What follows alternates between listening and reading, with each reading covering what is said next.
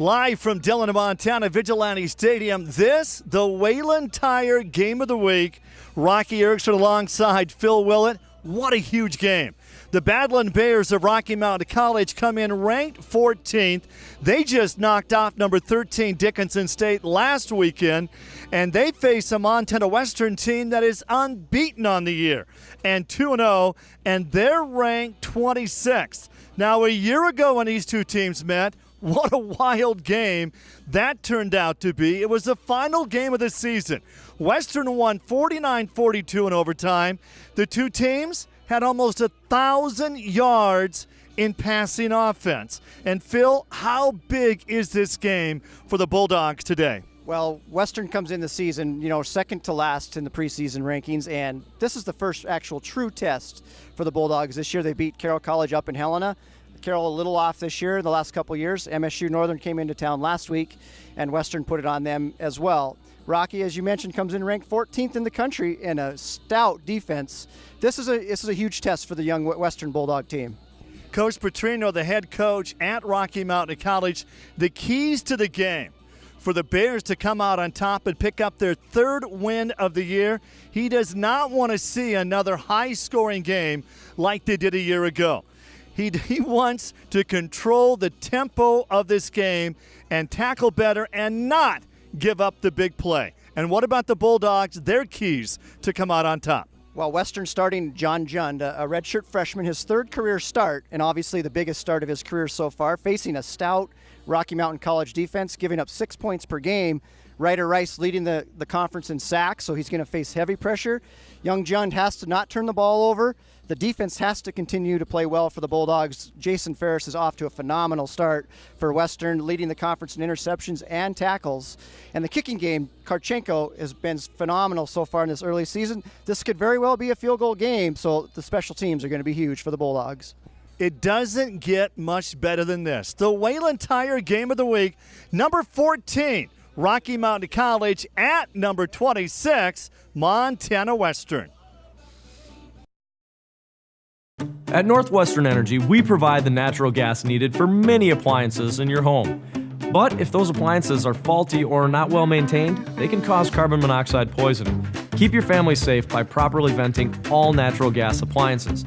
And install a carbon monoxide detector on every level of your home. If your carbon monoxide alarm goes off, get out of the house fast. And from a safe distance, call Northwestern Energy. Together, we can deliver a bright future. Out here, we love our animals, from the wildlife to the livestock. Inside, it's the same. They're just like family. We keep them happy and healthy, most of the time. Secondhand smoke puts pets at risk for cancer, feline lymphoma, vomiting, increases the risk of tumors and lung cancer, even causes eye and skin disease. Secondhand smoke puts your pet's life at risk.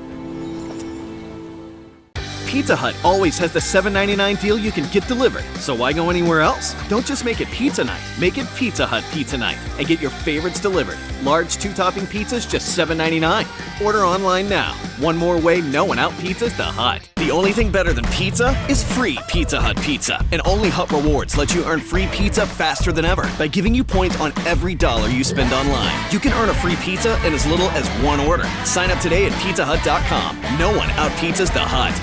Since before the birth of America, the Army National Guard has stood ready to answer the call to defend and protect the nation. Army National Guard soldiers share in an enduring commitment to serve their state in times of crisis and defend their nation in times of conflict. The men and women of the Army National Guard serve part-time in their own communities and have a stake in its continued security. To learn all about the benefits of becoming a soldier in the Army National Guard, visit nationalguard.com.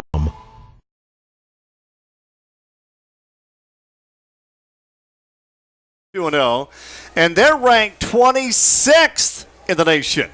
And both these teams already have two common opponents in MSU Northern and Carroll College. Rocky's first offensive play, Bakken, Overton. And Overton eludes one tackle, gets out for a gain of about 7 on the play, his 13th reception. And Phil, all of a sudden, one play and one penalty. One flag, and the Bulldog defense, they're clapping, so we might have a little pick play to start this ball game out. And you got hands up in the air saying, I didn't do it, by Rocky Mountain College. So Jacob Bakken played 8-man football at Weibo, and what a great program. Weibo Longhorns, all they've done is win 90% of their games since 2000. And Bakken has completed 74% of his passes so far this season. 6 touchdowns, just 2 picks. Max Gray and Lucas Overton are his 2 favorite receivers on the year. It's going to be first down and 13 now for the Bears. And they're going to go on the ground. Melby, the ball carrier out of Baker. Mason Melby with just a couple. And Phil, both these teams have had some success on the ground this year. The Bulldogs average over 200 yards a game on the ground. Rocky averages 194. When you can have success on the ground at any level of football, you can be successful. it opens up everything. It opens up the passing game for both these quarterbacks, and they're going to find it a little tougher today against these stout defenses. Second down and 10. Look at that protection for Bakken. Bakken will scramble out. He's going to be short of the first down. Third down coming up, and how about the defense for Montana Western Field? There were no open receivers. Yeah, like you mentioned, Rocky, perfect protection there, and a big pocket for Bakken, but just nobody, couldn't find anybody, wisely tucks it up.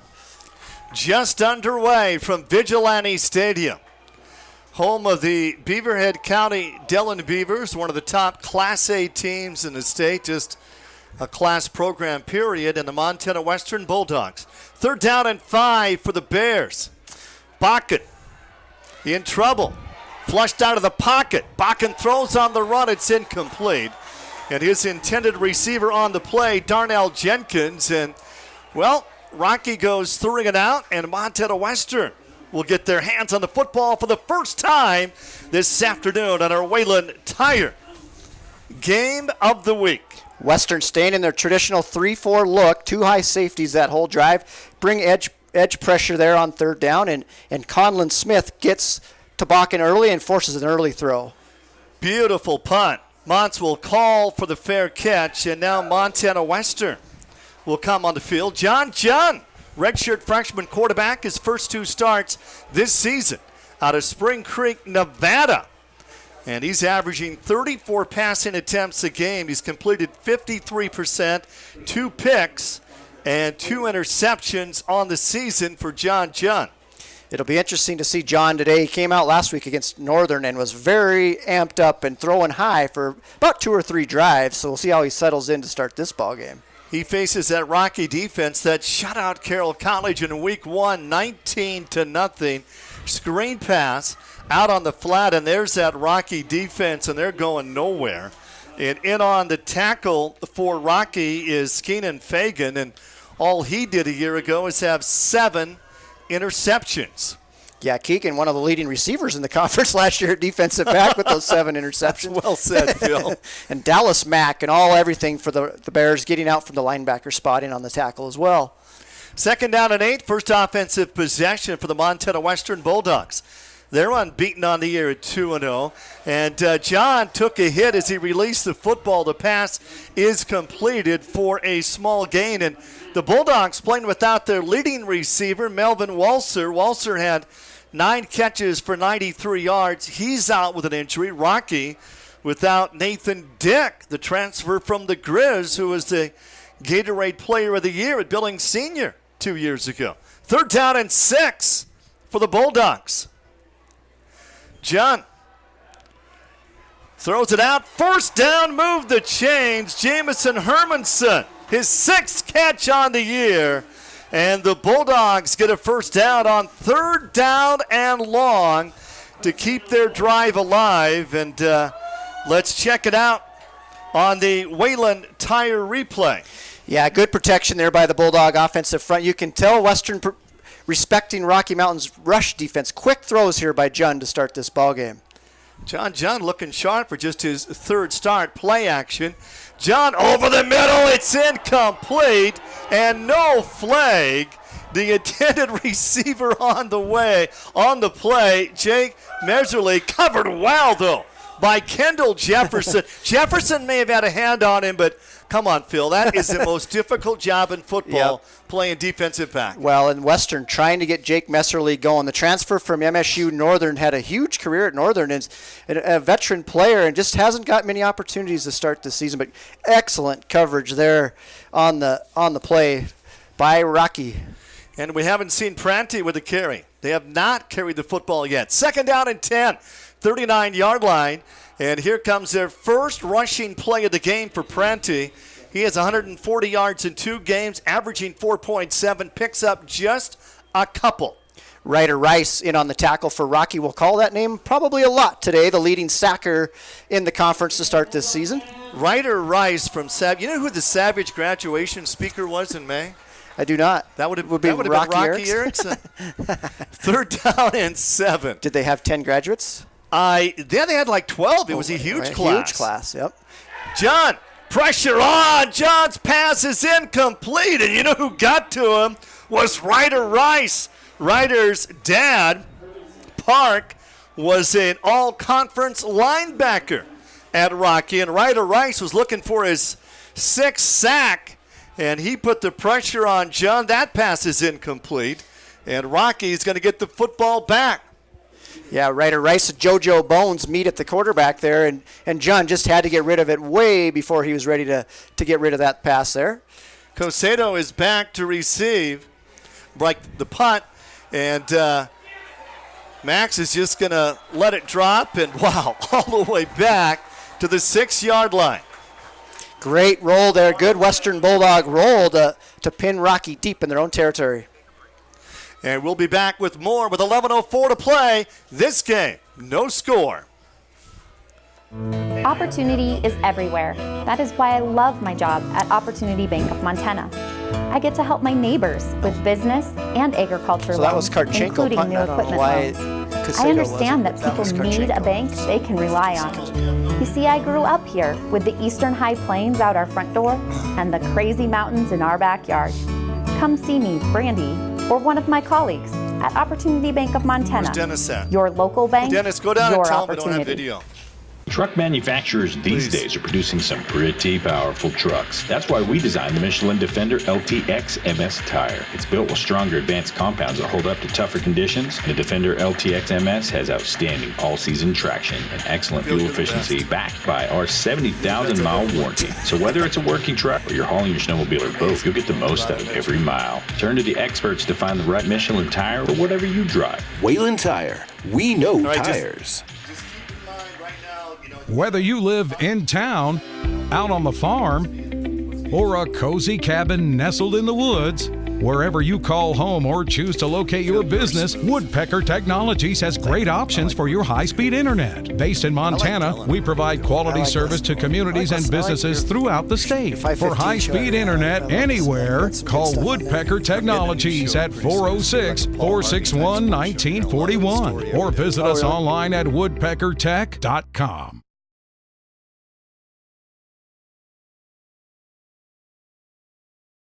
Let me tell you about America, down roads you don't ever see. Verses on billboards, cash crops and a coffee. Crimping Hardee's in the parking lot, popping biscuits in the back seat. Losing lighters in my friend's couch, with the game on the TV. Going hard at the Hardee's, real hard with my Hardee's. Beat car, all stars, going down like the sun. Thick burger clutching with my bros out back, hanging for no good reason. Drive through, same through, sweet thickness in my eyes.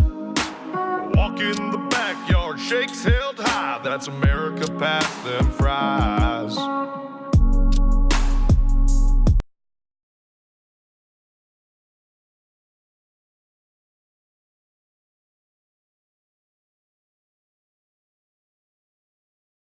Out near the 20-yard line, Lucas Overton, his 14th catch on the season. He's got 3 touchdowns. And Jacob Bakken, 6'4", 195-pound senior quarterback. Jeff Bertelsen, was his high school football coach. He was in that wild 2013 title game. The Ennis Mustangs won 68-56. You know anybody at all, Phil, that went to Ennis High School? I might know a couple. I know some very, very well, including myself. And I actually played against Jeff Bertelson in high school, too, when he was, he was a Weebo Longhorn. I am old, correct. Jeff and I were in the same class. Yep. Go on the ground, McCombs, and McCombs is stopped at the line. No gain at all. Cody McCombs, another Grizz transfer, 5'9", 190-pound senior. It's going to be second down and 9 coming up for the Bears.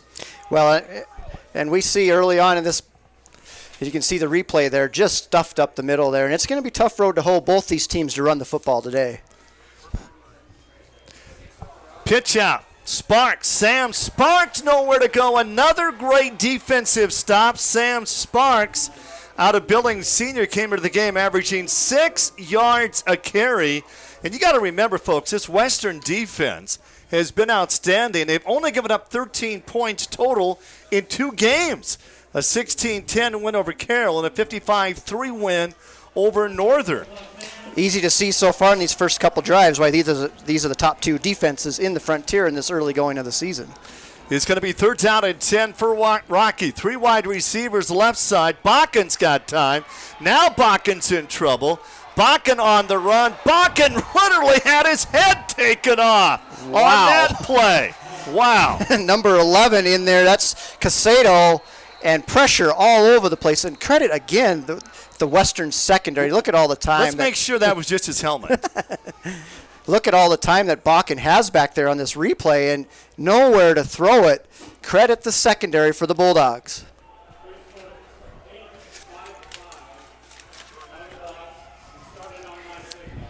And the Bears are forced to punt it away. Matt Larson from Las Vegas, Nevada, to punt. So both teams with an early first down here on their drives, and then defense has taken over. Kind of how we thought this game might play out here in the early going with the 2 leading defensive teams in the conference. Christian and Mont's back.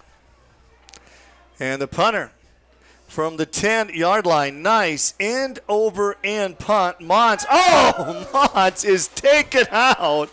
And what a tackle. And that's Keenan Fagan again. How in the world, Phil, did he get down the field that quick? Wow, Keenan Fagan was all over Mounts. And Mounts, I'm guessing, wishes he would have fair caught that one like he did the first one. But tremendous coverage there by Rocky Mountain College.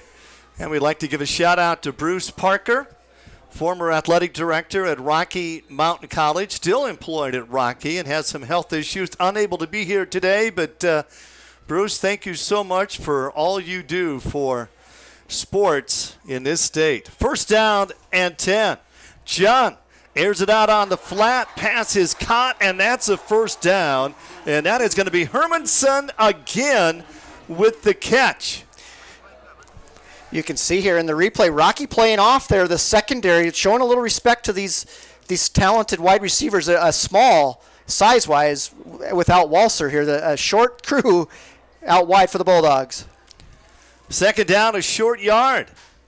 Bulldogs work from the 44 in a scoreless game with 8:13 left to be played here in the first, and that is going to be a first down for the Bulldogs as Prenti, the 5'9", 205-pound sophomore out of Washington, gets the first down. Well, the first positive rushing yards there for the Bulldogs on Prenti's third carry of the ball game. Second carry, excuse me. That's the second carry for the entire team on the ground here in the first quarter. First down for the Bulldogs. Near midfield, and, well, you might say that would be offsides, Phil. I mean, I'm only guessing, but I don't think there's going to be a debate on what that penalty was on that one. John got start with a 4 for 6 start here in 75 yards. We mentioned in the early going that he was very, let's say, amped up for his first career home start last weekend and looks rather sharp here to open this ball game. Hermanson not only jumped, but he actually made a couple of moves as well. That was a nice slant route he ran there. It's going to be first down and 15 for the Bulldogs back at the 44-yard line.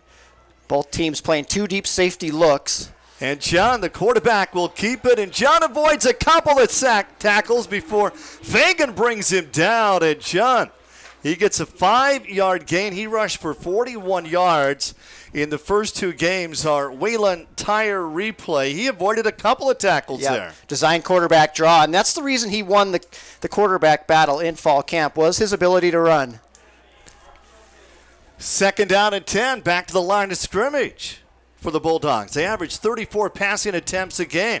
John flushed out of the pocket. He'll run again. 45, and John's going to be close to a first down again. His 2nd straight run, and John just dived for the marker. Needed to get to the 41. He got it and moved the chains again for the Bulldogs. Well, Coach Norris says he loves the running ability of John Jund, but I think as you watch the replay, he probably doesn't want him diving into the pile like this. That's a good way to have a short season at quarterback by taking hits like that. A slide, is it? First down and 10 for the 41-yard line. The Bulldogs moving the football. Play action. And John over the middle. It's incomplete. And he had a receiver there. And just overthrew him. That's Beaverhead County High School product Boyd Jenny at tight end there for the Bulldogs, and would have scored in his home high school stadium there had John put that one on him. He had a step on his defender on the Wayland Tire replay. When are they going to build a statue for Terry Thomas here in Dillon? It's long past due, that's for sure. I'm going to be the speaker at that statue presentation. 2nd down and 10 for the Bulldogs. John went for it all on that last play. Here comes Prenti. Prenti, how about that big hole from that offensive line? And Prenti goes for 10 yards on that play. The Bulldogs come into this game this afternoon averaging 208 yards a game on the ground. And that offensive line, look at that, just opened up a huge hole. Well, and they took care of Ryder Rice. He's the key for the Bears up front, and Ryder Rice got put on the ground that time, and that's why the hole is there for Prenti. The Bulldogs threatening to put some points on the scoreboard. And another screen pass. And another first down, and Hermanson's having a big game in the first half. Another first down for the Bulldogs up against a Rocky team that's giving up just 5 yards a game on the season. And Western's exposing some of those defensive backs. Absolutely. You credit Nate Simpkins out there on the edge with the tremendous block on the corner. Hermanson went right off his backside and broke a tackle for the first down. First down and 10. John Jund out of the shotgun. I think we're going to have a equipment timeout. Nate Simpkins there adjusting his shoulder pads. I don't know, something's going on. McKittrick's coming in. Walker McKittrick out of Venice. Well, you talked about Bakken. He was one quarterback in the Webo Ennis State Championship. Walker McKittrick was the other for the Mustangs. Yeah, but all Walker McKittrick did in that game was in on 10 touchdowns. Yeah. He passed for 3. He ran for 6. McKittrick had a 47-yard punt return for a touchdown. The two teams combined for only 124 points, which is a record, as Ennis won 68-56, the final score. Walker, I would have loved to announce that game. Walker mowed the football field at halftime too. That was one of the funnest games I've ever been at. It was just whoever had the ball last was going to win that game. That's because your high school won. That's right. I was a very proud alum that day, certainly. Penalty against the Bulldogs pushes them back. First down and 15 now for the 25-yard line. Well, we anticipated a defensive battle, and neither team has scored in the high-scoring game of the Frontier Conference. John Jund, handoff. Pratty takes a big hit and goes down, and that was Dallas Mack again for Rocky. Yeah, Dallas Mack seems like he's in on every running play there for the Battling Bears. Prenti kind of losing his feet there, as you can see here in this replay, but Mack giving him no room. I think he slipped more than he got tackled, possibly. Second down and 14. Under 5 minutes left to be played here in a scoreless quarter number 1, and we've got movement again. It's interesting, Phil, that it's still early in the season. Game 4 for Rocky, Game 3 for Western. They've already have 2 common opponents in Carroll College and MSU Northern. And, Rocky on the field, they're unbeaten They're 3-0, but their official win-loss record 2-1. They had to forfeit that 19-0 victory back on August 23rd against Carroll. An ineligible player was used in that game. That was one of the first college football games played in the entire nation. Yeah, I think that was opening day for anybody. You're correct. Yep. Second down and 21. John running play all the way. John takes a hit. John is going down. Kendall Jefferson made the tackle in open space for Rocky Mountain College. Well, and Western with a great drive going here, and then it's a couple penalties, and now a great play there on the edge for Rocky. Third down. See the excellent open field tackle out there. So are we in field goal? Are we in field goal range for Karchenko? Karchenko's knocked 2 for 2 in this year. This is probably right on the edge. It'd be a 46-yarder with no more yardage gained here. I think it's a game. It's one he's going to try if there's. Here come the Bears. John gets hit as he releases the football. It's going to be intercepted. Keegan, I believe, got it. He does. Another interception for Keenan Fagan. Well, and you talked about Fagan. How about the pressure, though, that John had when he released that football, but Fagan gets yet another pick. He had 7 a year ago, and John threw that in traffic, Phil. No question about it. Well, we talked about it in the pregame that John Jund has to limit mistakes as a freshman quarterback, and this one is Coach Norris grabs him as he runs off the field. You cannot throw that one up in the air like that, especially in field goal range. You know, you said in the pregame that we watched moments ago that you thought it was going to be a low-scoring game that could come down to field goals, and, well, we've witnessed a low-scoring game thus far. Two tremendous defenses. Just such solid tacklers, good coverages by both teams so far. And a big gain on the ground. Macomb's new quarterback, Drew Korf. The quarterback, Drew Korf, was a quarterback a year ago when these two teams met. And Korf, in that overtime loss, 49-42, threw for 475 yards and 5 touchdowns. That doesn't even make the top 10 in Rocky school history. Second down and 3. Korf stays in the game. Handoff McCombs hit behind the line, and he's going down for a big loss. No surprise there, Bulldogs, with great pursuit on the football, and Jason Ferris leading the charge, leading the conference in tackles and interceptions coming into the ballgame. Jason Ferris, a hometown hero here at Beaverhead County High School.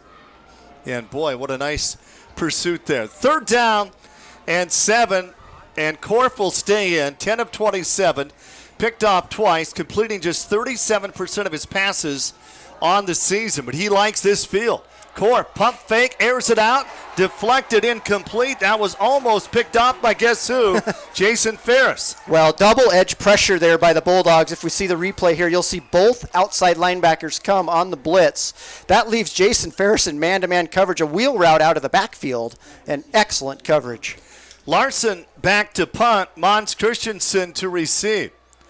You know, the punters have seen a lot of action. They're going to have to ice their legs down, I have a feeling, today, but when this one's over with. Larson at the 5-yard line, low snap, not much of a rush, gets the kickoff. Christian from the 41-yard line eludes one tackle, and he runs right over the top of Derek Olson, the sophomore, and goes for another 5 yards. Wow. Well, that was one of the few times Christian's going to have someone his own size there. Both of them very small, 5'6", 5'7", but we have a scoreless game with 2:36 to be played in the first. We're back with more right after this. Tell you about America, down roads you don't ever see. Verses on billboards, cash crops and a coffee. Gripping Hardee's in the parking lot, popping biscuits in the back seat. Losing lighters in my friend's couch, with the game on the TV. Going hard at the Hardee's, real hard with my Hardee's. Beat car, all stars, going down like the sun. Thick burger clutching with my bros out back, hanging for no good reason. Drive through, same crew, sweet thickness in my eyes. Walk in the backyard, shakes held high. That's America past them fries.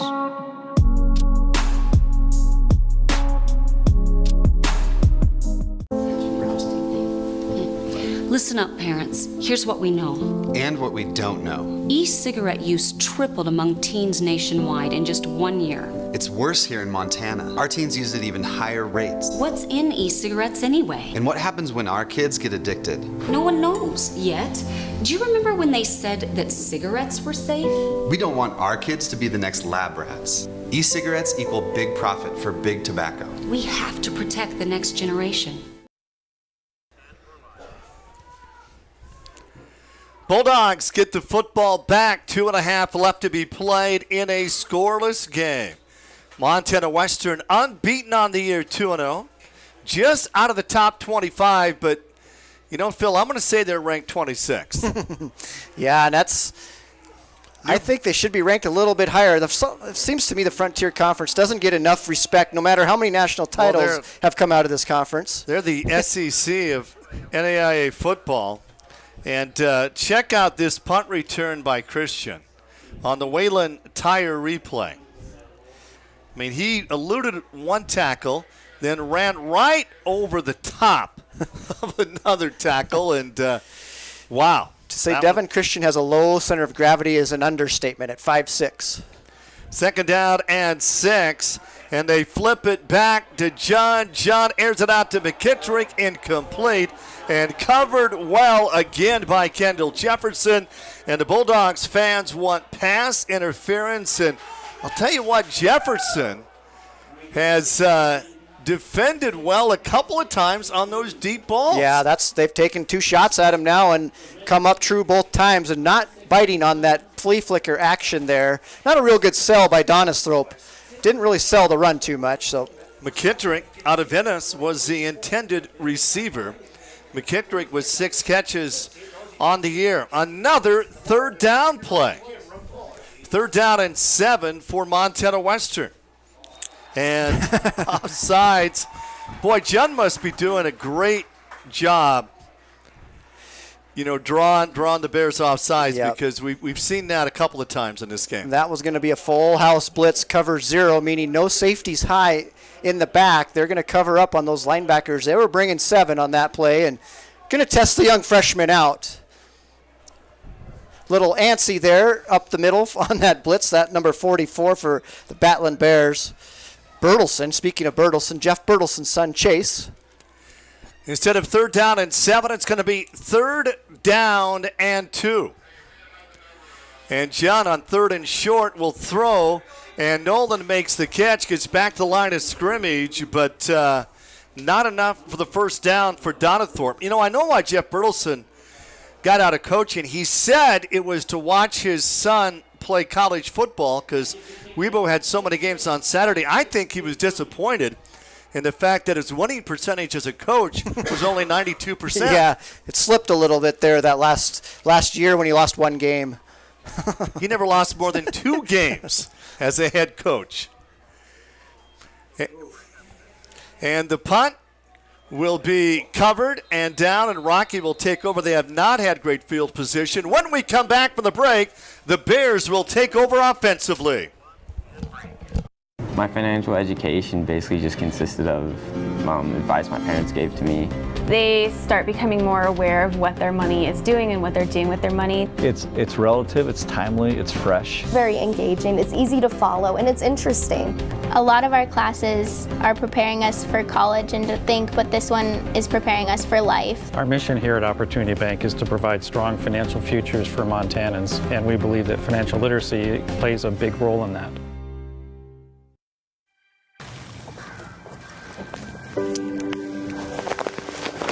Hey man, got some chew? No, man. This stuff's dangerous. Hey, can I get a zip? No way. Why not? Give me one good reason. It's full of toxic chemicals. It rots your teeth, and it causes cancer. Prove it. It says so right in the can. Why do you do it? So then why do you chew? Pizza Hut always has the $7.99 deal you can get delivered. So why go anywhere else? Don't just make it pizza night. Make it Pizza Hut Pizza Night and get your favorites delivered. Large 2-topping pizzas just $7.99. Order online now. One more way no one out-pizzas the Hut. The only thing better than pizza is free Pizza Hut pizza. And only Hut Rewards lets you earn free pizza faster than ever by giving you points on every dollar you spend online. You can earn a free pizza in as little as one order. Sign up today at pizzahut.com. No one out-pizzas the Hut. Well, I'm thinking somebody is going to score before this game comes to an end. I'm pretty sure it's going to happen, Phil. Right now it's looking pretty iffy, that's for sure. Western has certainly controlled the field position battle. And Melby, a gain of about 5 on the play, 5'11", 200-pound senior out of Baker, Montana. He went over 100 yards 3 times a year ago, had 158 against Tech. His senior year in 2013 at Baker, they won 11-1. He rushed for more than 1,600 yards. In the 4 playoff games, Mason had 650 yards on the ground. 2nd down and 5. And give it to Mason again. Hit behind the line, and he's going down. And how about that defensive pursuit? Well, you see that Rocky trying to do a trap block there on the backside, and Western just follows the trapper and tackles Melby in the backfield. Running right at both these teams is going to be the only success, I believe. I don't think you can go edge to edge with these 2 fast defenses. Musso in on the tackle. It's going to be 3rd down and 8. And Bakken, quarterback, he is 1 of 2. At the end of 1, it is a scoreless game between number 14 Rocky, number 26 Montana Western. At Northwestern Energy, we care about your safety. That's why we add a skunky, rotten egg smell to our natural gas to help you detect leaks. Natural gas is safe, but leaks can be dangerous. So if you think you smell a gas leak, follow our safety tips. Do not attempt to locate the leak. Do not use any electrical switches or appliances. Do not use open flames. Get out of your home fast. And from a safe distance, call us at Northwestern Energy. Together, we can deliver a bright future.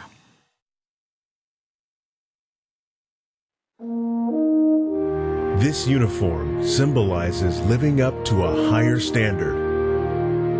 To the Army National Guard soldier, earning it represents a commitment to a nearly 4th-century tradition of vigilance. To don this uniform in the Army National Guard is to be a guardian of freedom and the American way of life. Join us in a timeless tradition of selfless service at NationalGuard.com. The Great Northwest. From the Oregon coast to the Rocky Mountains, we stand side by side, cheering for our teams. We dedicate our Saturdays to the legends that shaped history and to the players of today. We celebrate their victories and mourn their losses. But we return again and again because we are a region captivated by tradition. Here at PayWest Insurance, we celebrate what you celebrate. Scoreless first quarter. In that first quarter, Rocky with 27 yards of total offense in the first quarter. Montana Western with 70 yards of offense. Both these teams giving up around 6 points a game. And yes, it has been a defensive battle here at Vigilante Field in Dillon. And they're rotating quarterbacks as back out at quarterback is Jacob Bakken from Weibo. Well, they're only rotating 2 this week. First couple games, they were rotating 3 there with Nathan Dick. But Nathan Dick, it was an injured foot, I believe, in the early going of last week. And I'm not sure how long he's out for, but that's a huge loss for Rocky Mountain with his athleticism. 3rd down and long, play action. Bakken rifles it. Darnell Jenkins makes the catch, and that's going to be good enough for the first down. The game of the week brought to you by Opportunity Bank. Montana Tobacco Quit line at 1-800-QUIT-NOW, Northwestern Energy, and Wayland Tire. Rocky Erickson alongside Phil Willett. The second first down of this first half for Rocky on that excellent strike there. That was a good, strong throw by Jacob Bakken. Yep. Just underway in the second. These two teams combined for less than 100 yards of offense in that first quarter. And they keep this on the ground. Mason Melby from Baker right over the middle again on the play of just a couple of yards. This game, the exact opposite of last November when they played in Vigilante Stadium, when 100 points were scored and, I don't know, over 1,000 yards of offense. Well, the two quarterbacks combined for 922 yards of just passing yards as Montana Western won that wild game 49-42 in overtime. This is an extremely low-scoring game when you consider Frontier Conference games. Bakken over the middle, wide open. Move the chains out near midfield for a first down. Brandon Mosley, the senior out of California, his 7th catch. And Phil, that young man was simply wide open. Watch this. Yeah, absolutely. And credit Rocky's front five here. The last couple throws have finally given Jacob Bakken some protection in the 4-man pressure. And wide open, Gray gets out of another tackle, another first down for Rocky as the Badland Bears trying to get on the scoreboard first in a scoreless game from Vigilante Stadium in Dillon. Well, Bakken settling in on this possession, 3 for 3 in this drive here. And again, like you mentioned, Rocky, he's had some wide open receivers here, some blown coverages by the Bulldogs. First down and 10, Melby. Gets around the outside, and Melby has a nice gain of about 6 yards. Melby comes in with 136 yards in 3 games, averaging 3.5 yards a carry. And the Bears averaging 184 yards a game on the ground so far this season. And the first time we've been able to see Rocky Mountain College get some yardage on the edge. Good cut block out there on the perimeter by the Rocky Mountain wide receivers, creating that seam for Melby. Here's it out again, incomplete. Ferris almost had the interception. Melby was the intended receiver, and Jason Ferris jumped in front of the receiver. Phil, he should have had that one. He should have. I think he smelled end zone on the other end. I don't think you're going to track Jason Ferris down from behind, and that's a huge play. That's one where you have to remember towards the end of this ball game in this tightly contested game. It's going to be 3rd down and 5 from the 32-yard line. Bakken, Overton's open. Can't get it to him. Bakken scrambles for the first down to the 25-yard line. Well, excellent veteran play there. Bakken didn't see anything again. Again, watch this replay. Great coverage in the secondary. Bakken, the 5th-year senior, tucks it and knows where the sticks are at. Bakken dives for the. How many times have we seen the quarterback for both teams dive head first? You're going to have a short-lived career at quarterback if you continue to do that. First down for Rocky. Melby right up the middle to the 20-yard line and a gain of 5. Mason Melby. Western continuing to sit back in that 2-deep safety look, but not bringing any pressure on this drive. We saw some edge pressure early in the ball game and just playing traditional, no blitzing, no stunting so far in this possession. Melby with 14 yards in the game, 34 yards on the ground for Rocky. It's going to be 2nd down and 5, and this is the deepest they've been. Melby tries the right side, hit behind the line, and he's going down, and yet another tackle.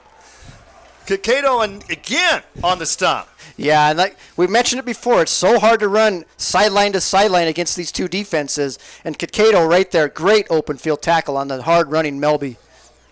He made it look easy, and that's not easy. Yeah, Melby is one strong runner, and that was an excellent open field tackle. Thanks to Waylon Tire on our replays. 3rd down and 9, 11 to go. It is scoreless first half. Bakken takes a hit as he unloads the football. It's going to be incomplete, and nice defensive play, Daniel Moso. Well, we'll look at here if we get this replay. See if there's a game up front. If there's a stunt by these defensive linemen, and it looks we see Jason Ferris come on a delayed blitz up the middle, and that created a little seam there for Musso to get off the edge. Rocky looks like they possibly could go for it here on 4th and 9. It would be a 42-yard field goal attempt, and hey, Rocky will go for it. 4th down and 9 for the Bears. Bakken, 4 of 6. Bakken will try to run for the first down. Bakken fumbles the football. Rocky recovers, but Western's going to get it anyway. It's going to be first down and 10 for the Bulldogs. Surprise, surprise. Who's in on the play for Western? As you'll see here, Jason Ferris with the big hit on Bakken. Rocky rolled the dice, went for it on 4th and long, and Ferris simply stripped the ball away. So both teams inside the 30-yard line come away with no points. Low-scoring games in the Frontier just are not that frequent, Phil. No, this is definitely not the norm by any means. John, quick pass. Pass caught, gain of about 7 on the play, and another catch for Jamison Hermanson. Yeah, his 4th here in this first half, and Hermanson getting all the time because Melvin Wasser is out with a shoulder injury, and Hermanson backs up Wasser and making good use of it here in this first half. Teams have shown they can move the football, but neither team has put any points on the scoreboard on the ground, and short of the first down is Nolan Donathorpe on the carry. It's going to be 3rd down and short coming up for the Montana Western Bulldogs. Off to a 2-0 start, ranked 26th in the nation. Well, both teams putting on a clinic how to play a 3-4 defense here in this first half. Excellent job against the run on both sides. Need less than 3. Rocky, a lot on the line, and it's going to be close to the first down. Depending on the mark they get, I believe the Bulldogs may have it, as Donathorpe had the carry. Well, credit Donathorpe. They don't need to measure that. They got the first down. Look at how many people are up on the line of scrimmage for Rocky, and credit Donathorpe for finding a little bit of a seam in there. All 7 guys up, right up on the line of scrimmage.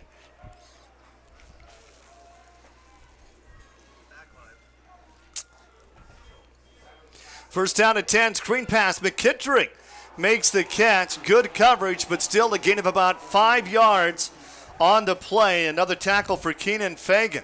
Well, good hard running there. You don't often see wide receivers put their shoulder down. A lot of times they just like to run out of bounds, but that time was good, strong running there. But again, Fagan called that name how many times so far today? It's going to be 2nd down and 3 for Montana Western. And John, the quarterback will keep it, and John was not protecting that ball all that great. Picked up about a yard, but it's going to be 3rd down coming up for the Montana Western Bulldogs. Well, credit Ryder Rice staying home. You like to work on a guy who's an aggressive pass rusher like Rice, but he stayed home and didn't bite on the fake and dropped Jund. The Bulldogs on 3rd down have it on to Donathorpe, and he's got the first down again. Just barely again. Again, good hard running on 3rd and short there for Donathorpe. Getting all the yardage on his own.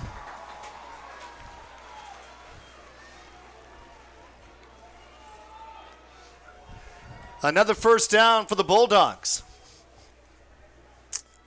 They've got 6 first downs in the first half, 4 for Rocky. John, his 3rd start. And John, pocket collapses. He throws a strike down the field. And again, how many times have we seen that? At least the 3rd time. Measurably, the intended receiver. It's number 1 against number 1. And Kendall Jefferson defending for Rocky. And Jefferson right on the receiver. And these Western fans are shouting for a pass interference call each time. Well, they obviously saw something in the film that make them want to work on Jefferson one-on-one, but so far he's 3 for 3 holding up in coverage. 2nd down and 10 for the Bulldogs. A defensive game here. Donathorpe hit behind the line and dives forward for maybe a yard on the play. Shane Larson on the tackle for Rocky. It's going to be 3rd down and 9 coming up. John, 8 of 13, picked off once, 99 yards in the game. He's throwing for 495 in the first 2 games this season. Can the Bulldogs complete another third down?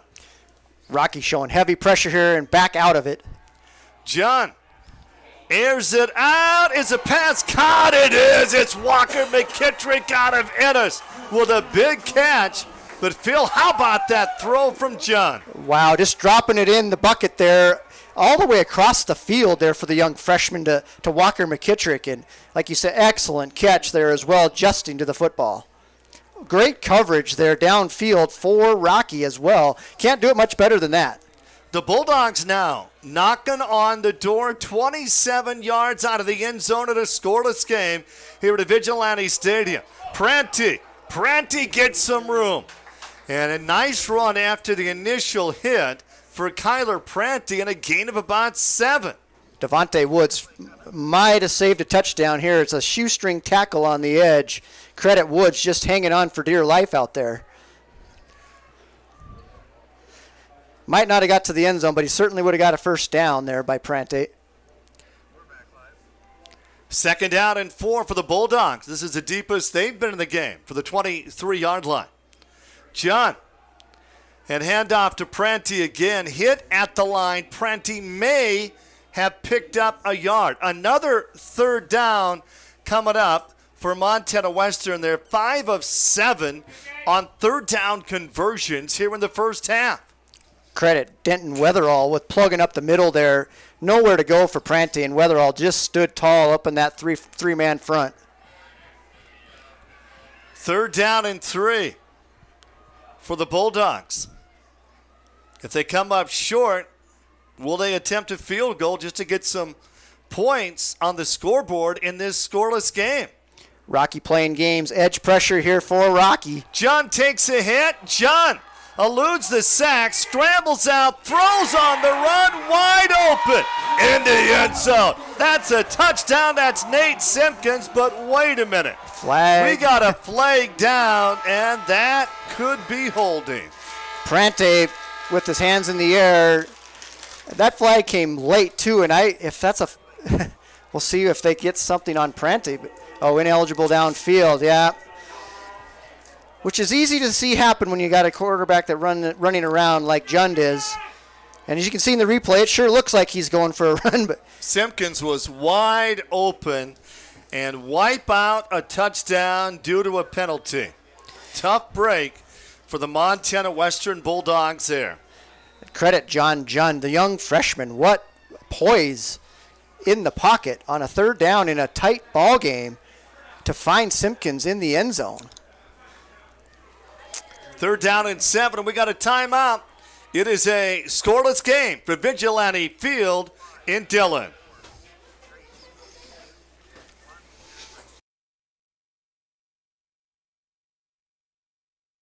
Hey, what's up? Wait, you vape? You're usually such a control freak. I'm addicted. I used to smoke and vape. The only thing in control was the nicotine. And you have asthma. Yeah, but mine's just mild. It doesn't matter. It can still trigger an attack. I need to quit. Quitting is the best way to keep your asthma under control. Help in the 406, my friend. It's good. It's getting better.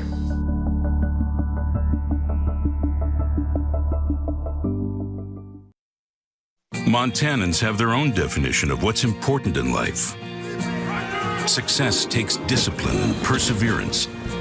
Dedication is more than just putting in your time. And trust is the foundation of long-standing relationships.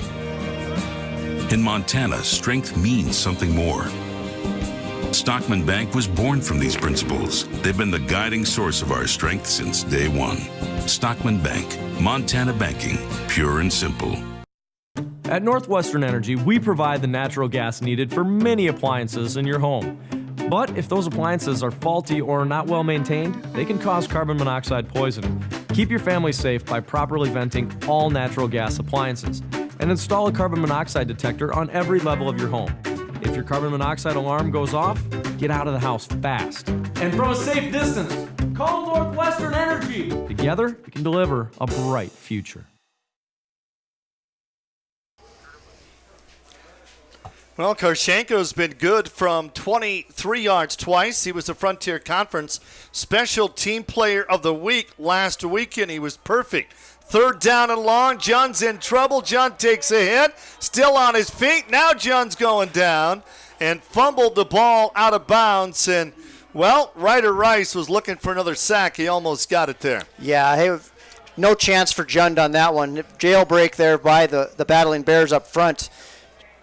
Jund probably had the opportunity to dump it out of bounds and live to play another down and maybe get a realistic field goal attempt, but fumbled it out of bounds, and it's actually, they are going to try a 51-yarder. 51-yard field goal attempt for Mark Karshenko. Karshenko, a perfect 7 for 7 on PATs, 2 for 2 on field goals. And the kick is up from 51. It's got the distance. It is good. How about that? A 51-yard field goal. And the Bulldogs are on the scoreboard first. Wow. Well, and Karshenko making me look like a genius saying they have an excellent field goal kicker. I didn't realize he was that good, but... We'd like to welcome our network affiliates for today's game. SWX in Billings, Bozeman, Butte. Great Falls, Helmut, Kalispell, Missoula, Spokane, Coeur d'Alene, the Tri-Cities, and Yakima. We're happy to have you enjoying this game with us. Are you kidding me, Phil? A 51-yard field goal? Well, and all that does is make me question why they didn't kick it in the first quarter when they got inside the 30 to when it would have been a 47-yard field goal. Karshenko, I mean, he didn't have a lot of extra room on there. But he has got it good just inside the left upright. Well, you know what? If I could vote, I would vote for him for the special teams player of the game, player of the week again. Yeah, he's he's the leading contender so far. That's certainly true, and what an excellent. Are we okay with our mics sound different now? Are we okay? And the Bulldogs of Montana Western are on the scoreboard first. They lead 3-0. And Karshenko, if he can kick it from 51, he can kick it in the end zone. And this is going to be taken at the 1 and drop. Sam Sparks bobbled the football on the 1-yard line, recovered, and then went down without being hit. And Rocky, I'll tell you what, Phil, they have their starting field position this afternoon has been horrible. Oh boy, they've been inside their own 10 multiple times here in this first half, starting at the 6 this time. And these are two defenses that you don't want to go. They'll have to go the length of the field on to get any points. Sparks from the 1-yard line was unable to handle the football, picked it up, and then just fell forward. So the Battling Bears of Rocky from the 7-yard line here. Hawkins, the quarterback. They've rotated quarterbacks in the game, and we got a timeout. Stay here and take a break. Rocky with the timeout here. 3-point lead, 3-0 Montana Western. We're back right after this. Number 7. Let me introduce you to the BF Goodrich All-Terrain TA KO2 tire. With technology designed to conquer the harshest terrain on Earth, the KO2 is BF Goodrich's toughest all-terrain tire ever. And now, that Baja-born toughness is ready for you. Whether you're at work or at play, take on your toughest road challenges with confidence. Turn to the experts at Wayland Tire to find the right BF Goodrich tire for whatever you drive. Wayland Tire. We know tires. Pizza Hut always has the $7.99 deal you can get delivered. So why go anywhere else? Don't just make it pizza night. Make it Pizza Hut Pizza Night and get your favorites delivered. Large 2-topping pizzas just $7.99. Order online now. One more way no one out-pizzas the Hut. The only thing better than pizza is free Pizza Hut pizza. And only Hut Rewards let you earn free pizza faster than ever by giving you points on every dollar you spend online. You can earn a free pizza in as little as one order. Sign up today at pizzahut.com. No one out-pizzas the Hut. The Great Northwest, from the Oregon coast to the Rocky Mountains, we stand side by side, cheering for our teams. We dedicate our Saturdays to the legends that shaped history and to the players of today. We celebrate their victories and mourn their losses. But we return again and again because we are a region captivated by tradition. Here at Paint West Insurance, we celebrate what you celebrate. By ourselves. And the Bears, their backs against the wall once again. Their drive will start on the 7-yard line. And for the first time this afternoon, the Battle of the Bears, the 14th ranked NAIA college football team of the nation, behind 3-0 as the Bulldogs try to start the season 3-0. Bakken out of the end zone. They're going to keep it on the ground. And a gain on the play of about 3 yards for Rocky Mountain College. Well, we talked about it earlier, Phil. Both these teams giving up around 6 points a game on the season. We expected a low-scoring game, but that is extremely rare in the Frontier Conference or any level of college football anymore. And last year, the two teams, it was 49-42 in overtime, and not much room to run there. And injured player for the Bulldogs. It's going to be 2nd down and 7 coming up. Coming up at halftime, we have Lindsay Woolley, the women's head coach at Montana Western, and what a great run they had in the NAIA National Tournament in Billings. They made it to the semifinals, and Phil will interview Coach Woolley, and I'll visit with Athletic Director Bill Wilson. Well, the injured Bulldog there, Jackson Thompson, a true freshman corner, and off to a tremendous start for the Bulldogs this season. That would be a huge loss. Overton makes the catch, but great coverage. And Overton is smothered by Allen. Kyron Allen as soon as he caught the football. Kyron Allen, another freshman corner for the Bulldogs. That was Coach Norris's focus in the offseason, was to revamp this defense. It started with 2 freshman corners that have really held up, and Kyron Allen is a big corner at 6'2", 210. It's going to be 3rd down and 4. They come up short here. The Bulldogs, they're going to have some pretty good field position late here in the first half. Bakken is your quarterback. He's 4 of 7. Bakken airs it out, and Gray makes the catch, and that's going to be enough for a Battling Bears first down. Max Gray, his 12th catch on the season. And that'll watch this. How big was this play for Rocky to keep their drive alive? A top 10 finalist. Wow. One-handed snare. You can do that, Phil. I can see you making a catch like that. First down and 10, Rocky. Late in the first half. The Bears come in averaging 30 points a game. They're scoreless. Bakken. Bakken's going to go deep, incomplete. Coming up on the Opportunity Bank halftime report, we'll visit with women's college basketball coach Lindsay Woolley. They advanced to the Final Four a year ago. And a Montana Western athletic director, Bill Olson. That's coming up on the Opportunity Bank halftime report. Well, you could tell that the veteran Jacob Bakken saw that Jackson Thompson went out of the ballgame at cornerback, trying to work there on Janice, the backup, and just overshot. Bakken over the middle again, and that is going to be picked off. Turner with the interception, the 30, the 20. Turner, one man to beat the quarterback. He's in the end zone, and that is going to be a pick 6. Garrett Turner on the interception, brought back for a touchdown. The first touchdown of the game. Another freshman making a huge play for the Bulldogs. All 4 starters in the secondary for the Bulldogs are freshmen. And Garrett Turner making the biggest play of the ball game. Not sure what Bakken is seeing here, whether there was a miscommunication on the route or what happened, but nowhere near the receiver was that throw. And Garrett Turner knows what to do with it, takes it back to the house. Turner from Victor, Idaho, and the extra point is good as well. 10-0. Western out on top here at Vigilante Stadium. Are we taking a break? Late in the first half, we'll be back with more after this. At Northwestern Energy, we care about your safety. That's why we add a skunky, rotten egg smell to our natural gas to help you detect leaks. Natural gas is safe, but leaks can be dangerous.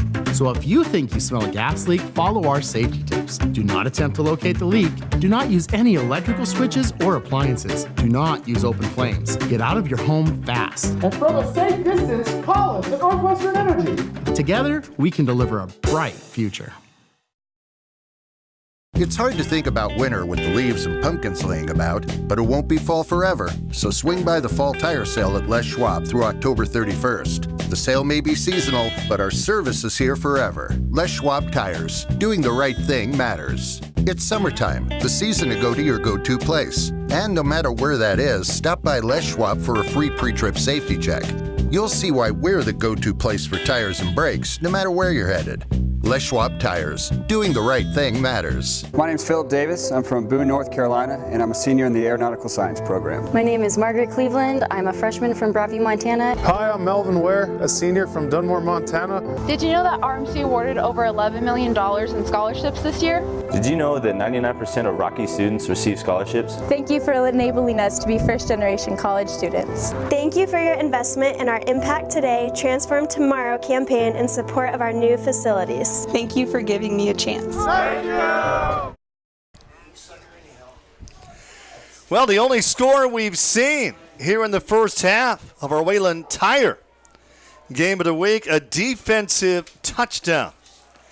Interception, pick six, Garrett Turner. Well, in talking with Coach Norris in the offseason, defense, he was frustrated with the defense last fall. Obviously, we talked about the huge game against Rocky at the end of the season, put a bad taste in his mouth. But he revamped the defense. 4 freshmen in the secondary at start for the Bulldogs, and so far showing why they are starting. Tremendous job by the Bulldog defense this first half. Karshenko and Overton from the 1-yard line. Better return this time. Overton across the 20 and takes a big hit. He's going down. And James Aragon in on the tackle. And boy, how important, Phil, is this drive here late in the first half for Rocky to put some points on the scoreboard. I mean, you just don't see teams in the Frontier Conference or virtually any level of college football being shut out in the first half. Absolutely not. And Western will get the ball to open the second half. So that even amplifies the importance of this possession at a minimum to get 3 points. Bakken is the quarterback. Korf came in for one series, and Bakken's got time. Pass is caught out across on the 40-yard line. Ferris makes the tackle, but Taylor Schwartz, a senior out of Glendive, Montana, his 8th catch on the season. Or Wayland Tire replay. That looked like a sidearm throw to me. Good presence in the pocket there by Bakken, waiting for Schwartz to come all the way across the field in the crossing route. Bakken, same play. Gray makes the catch right over the middle, the 45-yard line. And Western in a bit of a prevent with 3:03 left to be played. Here in the first half, 10-0, the Bulldogs lead. A 51-yard field goal and a pick six. Bakken, the pocket collapses. Bakken gets the first down, and Bakken actually slides. First time this afternoon we've seen the quarterback slide instead of diving head first. Well, and that was a wise decision because Garrett Turner was eyeing him up there, hoping that he was going to take him on. But, yeah, you mentioned Bulldogs playing very soft in this possession so far, and plenty of time for Rocky Mountain. Rocky needs points on this drive. Gray again, another 6 yards. It's like we're seeing the same replay over and over again. Yeah, they're just running those little hitch routes on the edge. Western playing off coverage here, giving up that 5-yard pass and relying on their tackling abilities. It's going to be 2nd down and 6 from the 44-yard line. Bakken over the middle, right over the top of Ferris, the defender, the intended receiver. Tyler Schwartz unable to make the catch. The clock is stopped with 2 minutes and 10 seconds. left to be played here in the first half. You know, these two teams have met 30 times since 2000. Western leads in the series 19-11. And during that time, we've had no low-scoring games. 3rd down and 5 for Rocky. They work from the 44-yard line. Bakken. And to Max again, and Max eludes one tackle. And 4th down coming up for the Badland Bears. And with 2 minutes left, are they going to go for it or not? Well, you're down 10. We'll see what Coach Petrino wants to do here. It's going to be 4th down and 4 for Rocky Mountain College. 4th down and 4. Bakken. Bakken will run. Bakken dives for the first down. He's got it. Wow. What a play by the quarterback, Jacob Bakken, out of Class C Webo. On the Wayland Tire replay, Bakken wanted to throw. Bakken seen an opening, and Bakken dives for the first down. Webo now in 6-man Class C football. Bakken runs for his life. Bakken is simply going to throw that one away. As Musso was trailing the quarterback, 1:11 left to be played. Here in this first half, it's going to be 2nd down and 10. Can Rocky get in field goal range to get some points before the break here? Rocky comes in averaging 429 yards a game and over 30 points a game. Bakken, quick throw over the middle, another catch in that soft defense on this possession, and Mosley makes the catch. The senior out of California, just short of the first down, and they're at the 28-yard line. That'd be about a 45-yard field goal attempt. 3rd down and a yard. And Mason Melby hit at the line. Melby, the Baker back, dives forward. He's got enough for the first down to the 26-yard line. Now Rocky has 2 timeouts left. Under 40 seconds left to be played here in the first half. The Bears come in as the 14th ranked team of the nation. Montana Western ranked 26. A new set of downs. Bakken looking left. Bakken overthrew his intended receiver, Taylor Schwartz, out of Glendive. So the clock is stopped now with 22 seconds left to be played. It would be a 43-yard field goal attempt from here for the Bears if they attempted a kick with Dillon Johnson. 2nd down and 10 for Rocky. And the snap rolls back to Bakken. And Bakken will throw that one away. Lucas Overton was closest to the football, but the center just rolled that one back to the quarterback, Bakken. And he made a nice recovery. And for the 2nd time in a row, he threw it away. Just 16 seconds left to go. Come up at halftime, the Opportunity Bank halftime report. 3rd down. Bakken, quick throw, pass deflected, and Bakken knocks it down, unable to make that catch. And now it's 4th down and 10. The wind, it would be sideways. The pass for Bakken, as we watch, got deflected, and the quarterback knocked it down. So 4th down, the field goal unit is not on the field. Rocky down 10 with 9 seconds left to be played in the first half. They're going to go for it. Take a shot in the end zone. Bakken airs it out incomplete. Overton, the intended receiver, and a great defensive stop by Kyron Allen. Kyron Allen, who has 1 pick on the season, made a huge defensive play there. And the Bulldogs will lead at the break on a defensive touchdown and a 51-yard field goal. Neither offense has found the end zone yet. Wow. 4 seconds left to be played. At halftime, we'll visit with women's basketball coach Lindsay Woolley and athletic director Bill Wilson on the Opportunity Bank halftime report. And Montana Western will take a knee. It is halftime of the Wayland Tire Game of the Week, and what a game it is at the break.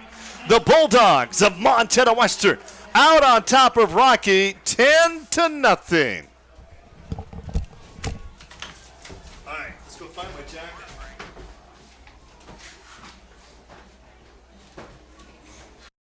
My financial education basically just consisted of advice my parents gave to me.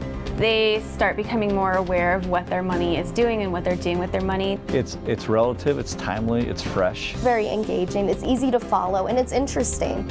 A lot of our classes are preparing us for college and to think, but this one is preparing us for life. Our mission here at Opportunity Bank is to provide strong financial futures for Montanans, and we believe that financial literacy plays a big role in that. It's hard to think about winter with the leaves and pumpkins laying about, but it won't be fall forever. So swing by the fall tire sale at Les Schwab through October 31st. The sale may be seasonal, but our service is here forever. Les Schwab Tires. Doing the right thing matters. It's summertime, the season to go to your go-to place. And no matter where that is, stop by Les Schwab for a free pre-trip safety check. You'll see why we're the go-to place for tires and brakes, no matter where you're headed. Les Schwab Tires. Doing the right thing matters. At Northwestern Energy, we provide the natural gas needed for many appliances in your home. But if those appliances are faulty or not well maintained, they can cause carbon monoxide poisoning. Keep your family safe by properly venting all natural gas appliances and install a carbon monoxide detector on every level of your home. If your carbon monoxide alarm goes off, get out of the house fast. And from a safe distance, call Northwestern Energy. Together, we can deliver a bright future.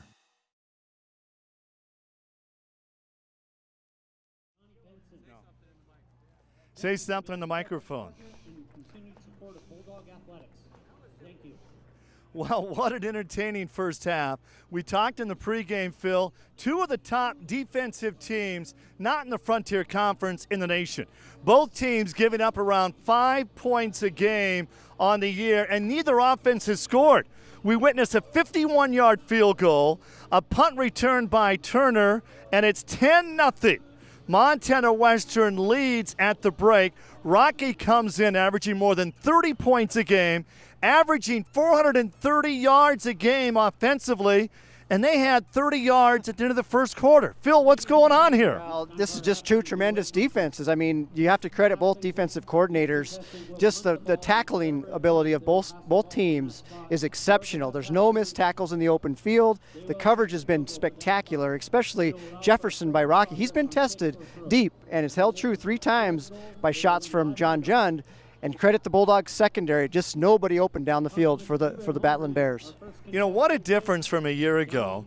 These two teams met in the final game of the season here at Vigilante Stadium. A wild game, 49-42, as Western won in overtime, almost 1,000 yards passing combined for both teams. And now we see a superb defensive team. Well, absolutely, and we talked about a little bit during the first half that Coach Norris's goal in the offseason was to revamp this defense because, like you said, there was a 49-42 game last year. Western was in those every game last year. Well, we talked about it, 4 freshmen starting in the secondary for the Bulldogs. I think the defense has been revamped. Defense is playing fantastic. We'll visit with Coach Woolley right after this.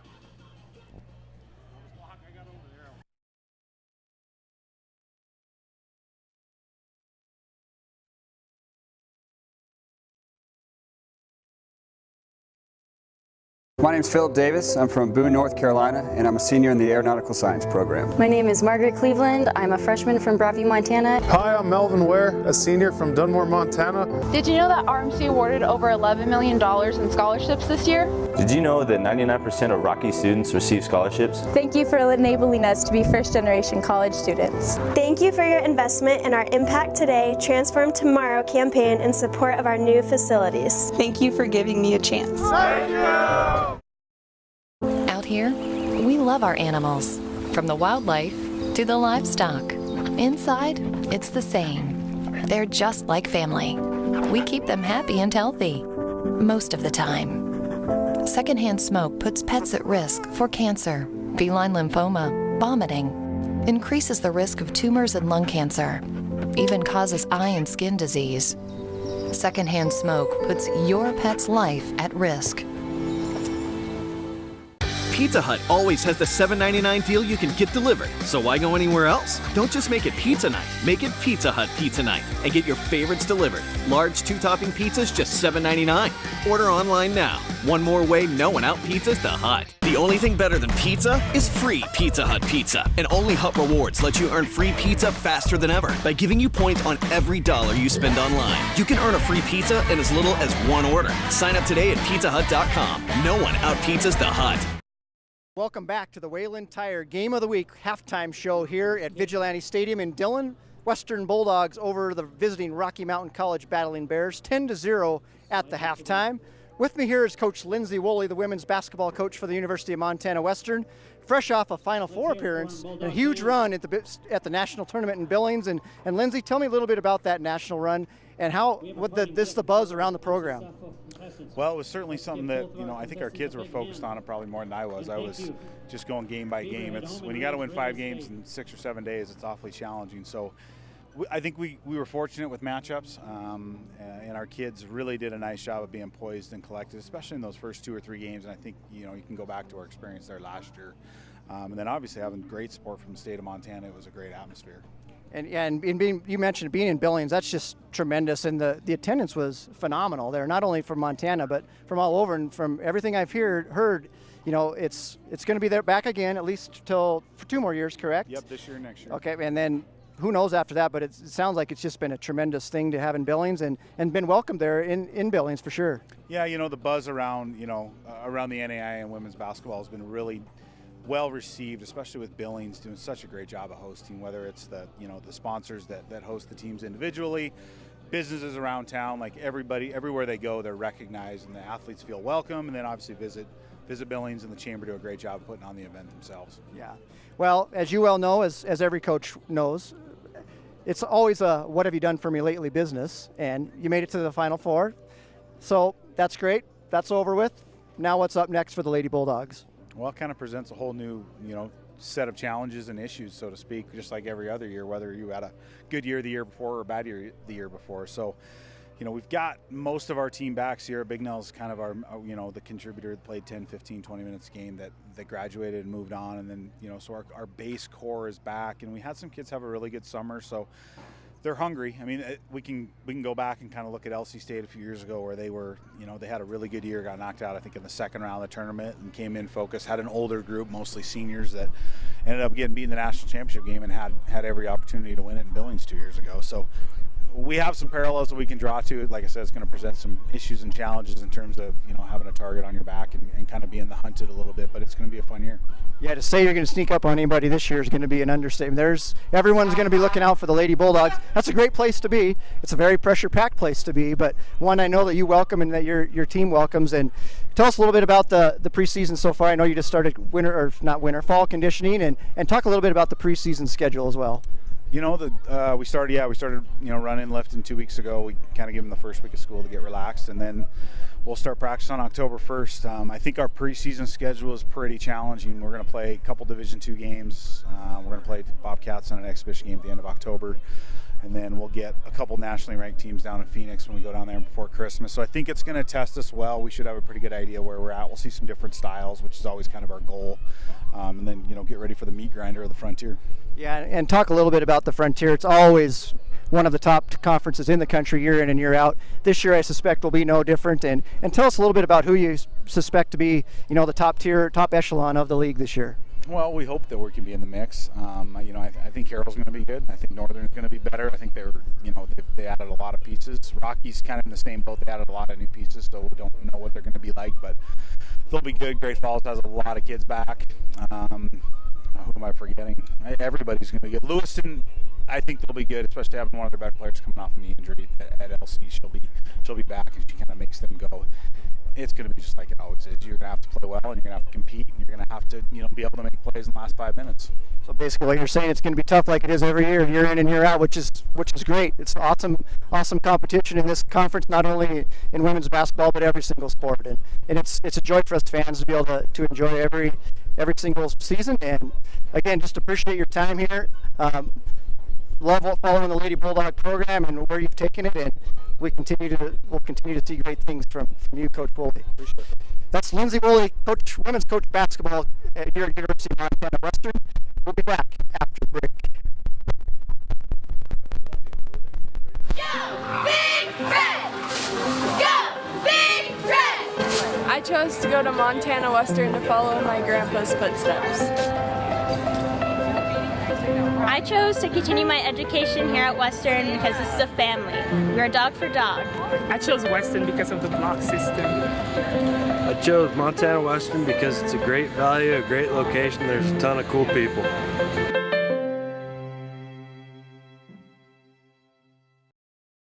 It's hard to think about winter with the leaves and pumpkins laying about, but it won't be fall forever. So swing by the fall tire sale at Les Schwab through October 31st. The sale may be seasonal, but our service is here forever. Les Schwab Tires. Doing the right thing matters. It's summertime, the season to go to your go-to place. And no matter where that is, stop by Les Schwab for a free pre-trip safety check. You'll see why we're the go-to place for tires and brakes, no matter where you're headed. Les Schwab Tires. Doing the right thing matters. At Northwestern Energy, we care about your safety. That's why we add a skunky, rotten egg smell to our natural gas to help you detect leaks. Natural gas is safe, but leaks can be dangerous. So if you think you smell a gas leak, follow our safety tips. Do not attempt to locate the leak. Do not use any electrical switches or appliances. Do not use open flames. Get out of your home fast. And from a safe distance, call us at Northwestern Energy. Together, we can deliver a bright future.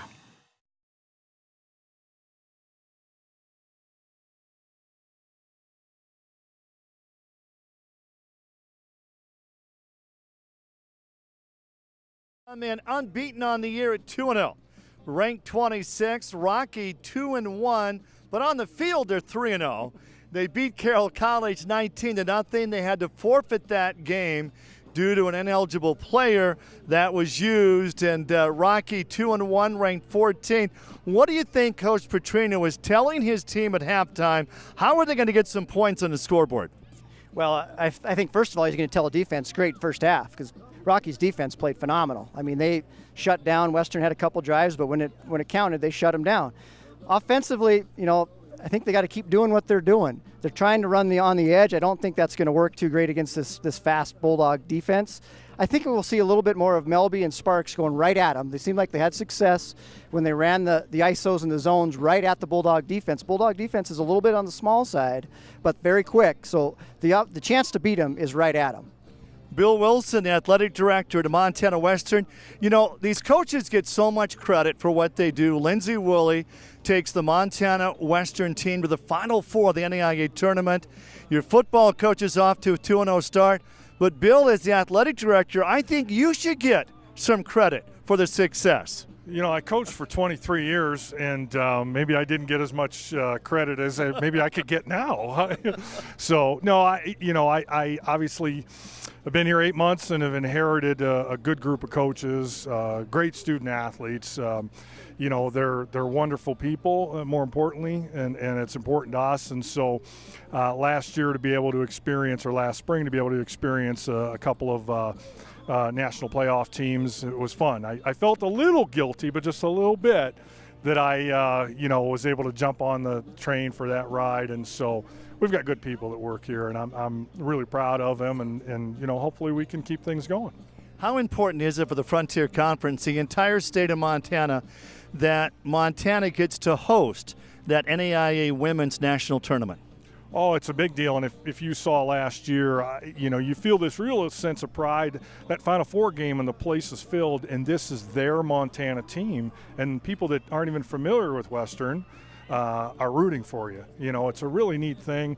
I think that they did a fantastic job with the tournament, and having been a women's basketball coach for years and played in the NCAA tournament, really proud of the way we do things, and of course the way the Frontier Conference is represented, and particularly proud of Western. And I learned in my time here too, I did a lot of traveling, and I was flying to Kansas City to see the men play, and somebody in Salt Lake City, the airport, grabbed me and just saw my shirt, my pullover, and said, "Oh, I know somebody at Western. I know."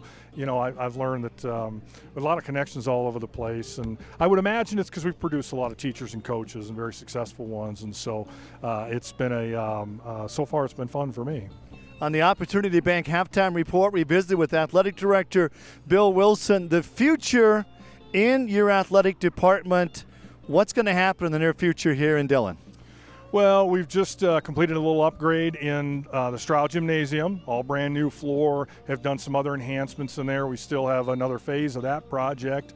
We're really looking forward to trying to develop our football facilities, and whether it's a new stadium or whether we enhance what's going on here at Vigilante, that's a top priority for us now, and we really need to do something. We'd like to do it in conjunction with the community, with the high school. The high school plays here, of course, as well. Those things are on my immediate agenda and at the top of the list. But certainly we want to enhance what we're already doing, and that comes through not just facilities, but enhancing your staff and figuring out the most efficient way to utilize your resources. And so that's our goals at the immediate point. What do you like best about Montana Western? What do you like about Dillon, Montana? Well, the people. I mean, I'm going to start with the people. I've worked at schools about this size my entire career and coached for 23 years and was a head coach for 16 years. And the people here are just fantastic. And the amount of support. And we got out this summer and with our corporate partnerships, and we were able to double our corporate partnerships and get out and visit with folks.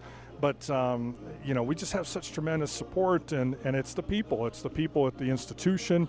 Our Chancellor, Beth Weatherby, is a wonderful person to work for, and she's a great leader. And I'm blessed that I've found a good place to be able to do what I love. Well, Bill, thanks for joining us at halftime of the Opportunity Bank Halftime Report. 10-0 at the break. The Bulldogs of Montana Western out on top at halftime.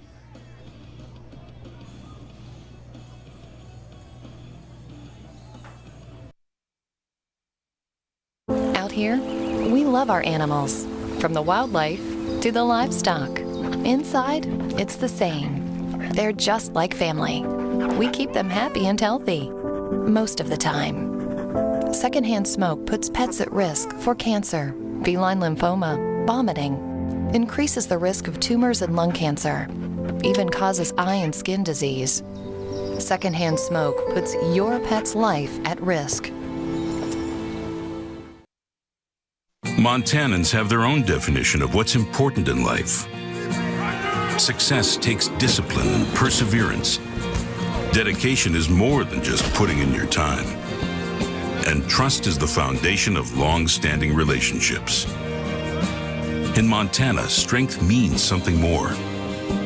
Stockman Bank was born from these principles. They've been the guiding source of our strength since day one. Stockman Bank, Montana banking, pure and simple. This uniform symbolizes living up to a higher standard. To the Army National Guard soldier, earning it represents a commitment to a nearly 4th-century tradition of vigilance. To don this uniform in the Army National Guard is to be a guardian of freedom and the American way of life. Join us in a timeless tradition of selfless service at NationalGuard.com.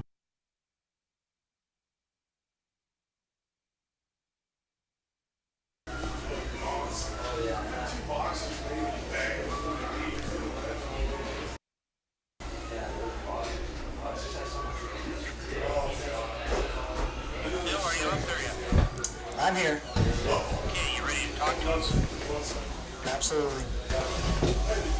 And take him your hot. Halftime here, the Opportunity Bank halftime show here of the game of the week, the Wayland Tire game of the week in the Frontier Conference, and a defensive battle has broken out here. Bulldogs of University of Montana Western hold a 10-0 lead over the visiting Rocky Mountain College Battling Bears, and everything we thought it would be in the first half and more as far as the defense is controlling this football game. You know, Rocky actually has more first downs, 10-8. Montana Western, 170 yards of offense. Rocky with 151, and neither offense has scored a touchdown yet in that first half. Well, and the defenses have just, we talked about it at the halftime a little bit, of the tackling has been phenomenal by both teams. The open field tackling, it's just hard to break a big play against either of these teams because they're such sure tacklers, not only up front in the front seven, but in the secondary. And you don't see that a lot in the Frontier, where we talked about it all the first half. We see shootouts a lot in the Frontier Conference. Well, we're seeing the exact opposite of that here today. Montana Western will get the football first here in the second half. Stetman is back along with Hermanson to receive the kick from Dillon Johnson. Well, and Sentman, he's the one to keep your eye on. Blake Sentman, number 13, a backup quarterback, but a phenomenal athlete. And it's been a while, 12 years since Montana Western has had a kick return for a touchdown, and they won't hear. And what a tackle on that kick return by Colton Williams. Yeah. Colton Williams with the nice stick. And that takes down Jamison Hermison, the returner on that. He looks to be in extreme pain there, rolling around on the field. Hopefully it's just a quick stinger or something, but he certainly does not look good, and he's filling in for the injured Melvin Walser already. So Bulldogs going deep into the receiving core now. Montana Western will take over offensively to get things started. John Junn in his third career start, 9 of 15, picked off once, 125 yards through the air. We'll take a timeout and come back with our first play of the third quarter right after this. Truck manufacturers these days are producing some pretty powerful trucks. That's why we designed the Michelin Defender LTX MS tire. It's built with stronger advanced compounds that hold up to tougher conditions. And the Defender LTX MS has outstanding all-season traction and excellent fuel efficiency backed by our 70,000-mile warranty. So whether it's a working truck or you're hauling your snowmobile or boat, you'll get the most out of every mile. Turn to the experts to find the right Michelin tire for whatever you drive. Wayland Tire. We know tires. The Great Northwest. From the Oregon coast to the Rocky Mountains, we stand side by side, cheering for our teams. We dedicate our Saturdays to the legends that shaped history and to the players of today. We celebrate their victories and mourn their losses. But we return again and again, because we are a region captivated by tradition. Here at Paint West Insurance, we celebrate what you celebrate. Pizza Hut always has the $7.99 deal you can get delivered. So why go anywhere else? Don't just make it pizza night. Make it Pizza Hut Pizza Night and get your favorites delivered. Large 2-topping pizzas, just $7.99. Order online now. One more way no one out-pizzas the Hut. The only thing better than pizza is free Pizza Hut pizza. And only Hut Rewards lets you earn free pizza faster than ever by giving you points on every dollar you spend online. You can earn a free pizza in as little as one order. Sign up today at pizzahut.com. No one out-pizzas the Hut. The injured Bulldog player, Jamison Hermanson, the wide receiver, had 5 catches for 45 yards in the first half, and he was carried off the field. And, Phil, he's in a lot of pain. Yeah, not any weight put on either leg really there. We saw it when it happened. It was both sides, both going low, which is a good, clean tackle. But, yeah, that doesn't look good for Jamison Hermanson. John out of the shotgun. First play from scrimmage in the second half. Prapti on the carry goes nowhere. He is tackled behind the line of scrimmage. And Billy Williams was there for Rocky. Again, we talked about it in the halftime, trying to run sideline to sideline. These defenses are difficult to get the edge on. It's a more of a run right at you type of scheme. I think both offenses need to try to get the ground game going here in the second half. Second down and 11. John rolls right, finds a receiver open for short yardage. That's Nate Simpkins. And Nate Simpkins caught a touchdown pass in the first half that was called back due to a penalty. And Phil, I believe you know the Simpkins family rather well. Yeah, Father Mark works with me at the bank here in town, and just a wonderful family. And Nate's crafted himself quite the career here. Just a sophomore, but really coming into his own here this season. Third down and 5. John airs it out in traffic, and that's going to be good enough for the first down. Wow, what a strike to Stutzman. Yeah, and Sentman there, like I mentioned in the kickoff return, he's one of the quarterbacks that was in fall camp in the fall camp battle, and obviously an excellent athlete because he's now taking over for Hermanson out wide. Look at those white jerseys all around him, and got that ball in there. First down and 10 to Bulldogs from the 37-yard line. Play action. John, and a gain of only about 3 on that play to Stentman. Well, look at Ryder Rice coming from the outside linebacker, making the play out on the edge. Just shows you what motor that Ryder Rice does have. Not only rushes the passer, but can make plays on the perimeter. Second down and 7 from the 40. The Bulldogs lead 10-0. We're early in quarter number 3 on our Wayland Tire Game of the Week from Vigilante Stadium in Dillon. Prouty with the carry, and Prenti for a couple. Third down play is coming up for the Bulldogs. Yeah, and again, trying off tackle there, and Prenti does all that on his own, gaining maybe 3 on the play, but good job of strong running there, Prenti. Not much there. Credit up front there for Rocky. The Bulldogs are 5 of 9 on third down conversions this afternoon.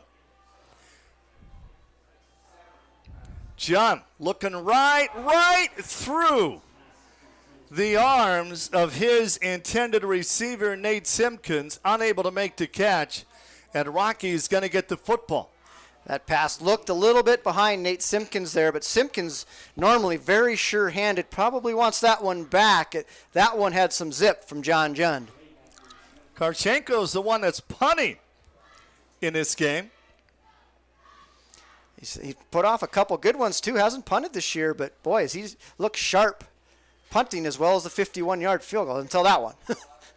And that's covered by the Bears, and we get to see Rocky's offense for the first time in the game. And Rocky Mountain College in that first half, 10 first downs, 151 yards of offense. They only had 27 yards of total offense at the end of the first quarter, and a rare shutout thus far as Rocky has failed to score.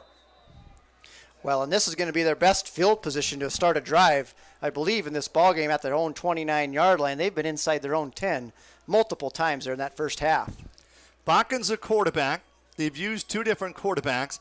Mason Melby from Baker takes the corner, and Mason Melby for a gain of about 4 yards on that play for Melby. 22 yards for Melby on 9 carries. Well, you see the pulling guard there by Rocky Mountain College, leading Melby through the hole on a good run on first down. Second down and 4. Bakken gonna air it out deep to the right side to Lucas Overton. He was there. He had a step on his defender, but the ball from Bakken was just a little bit overthrown. Well, and we've seen that twice now that Jackson Thompson's gone out with the injury, the starting cornerback, number 8. We've seen Bakken work twice on the backup there. That is number 19, Bentley, and twice he's had him open and twice he's missed him. Bakken 11 of 23, picked off 1, 67 yards. 97 passing yards. Third down and 4. for Rocky from the 35-yard line. Bakken looking left. Schwartz makes a catch. He knew where the first down marker was, and he gets a good mark out to the 41, and that's going to be enough for the first down. Well, you're exactly right, Rocky. A nice quick slant there. Bakken gets it out of his hands quickly and lets Schwartz make the play and get the first down. I'm telling you what, Phil, first downs are hard to come by. It is hard to do anything offensively in this game. It's amazing how long 10 yards can be sometimes. Melby again, and Melby gets tripped up at the line and maybe a yard for Baker's Mason Melby. And what a season he had in 2013. The Spartans went 11-1, and he rushed for over 1,600 yards that year.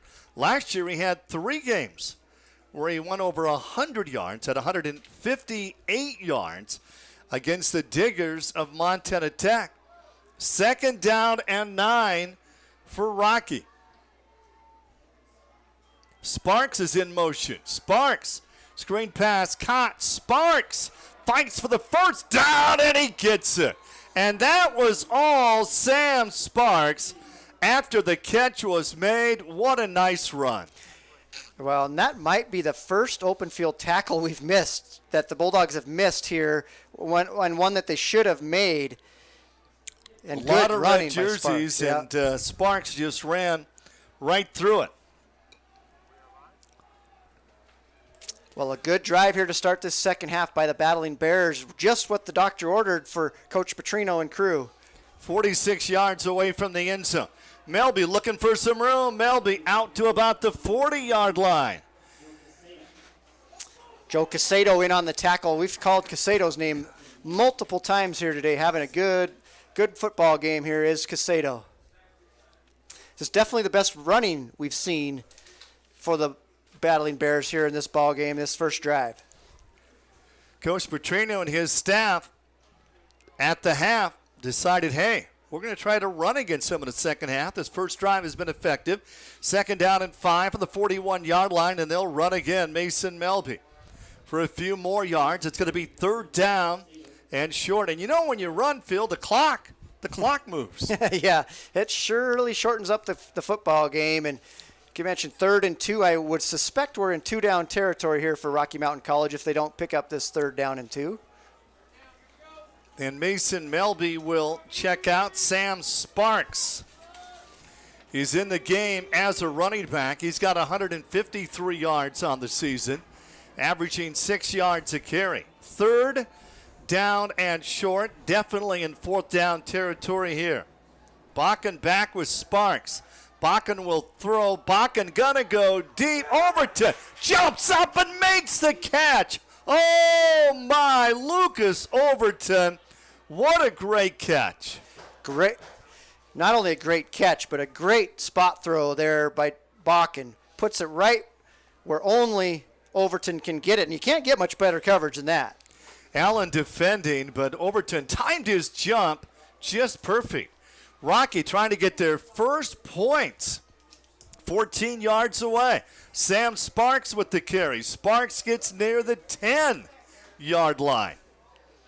Boy, you know, you just don't see low-scoring games in the Frontier anymore, Phil. No, this is and we suspected this might happen just based on the performance so far by these two defenses.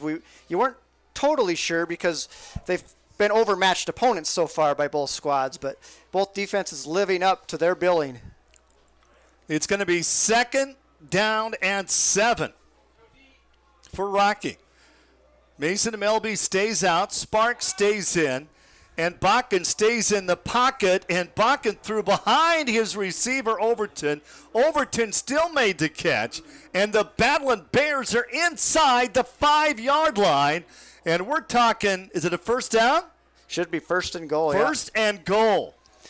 Well, Bakken's looked sharp in this first drive, but you have to credit Overton with 2 spectacular catches here to start this second half. Mosley will check in.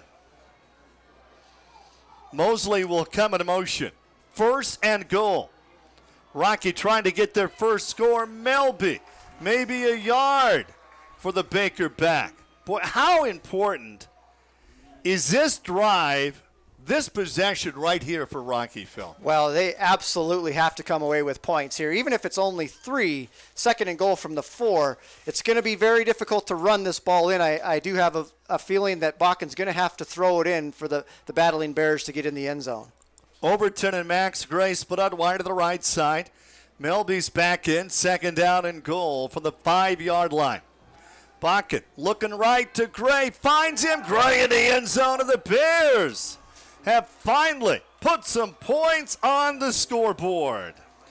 Well, you couldn't have drawn it up any better for Coach Petrino and the offense coming out this second half. And the old pick play on the goal line that everybody runs, the outside slant, the inside with a quick out route, and it's so tough for that interior defender to cover that when you're in man-to-man coverage. Max Gray, his 3rd receiving touchdown, and Bakken, his 7th passing touchdown. And on for the PAT. We're going to have a false start there. Number 38, the up back for Rocky. With a little false step, that's Shane Larson. It's going to make it a little bit more of a challenge, kicking the extra point for the Battling Bears.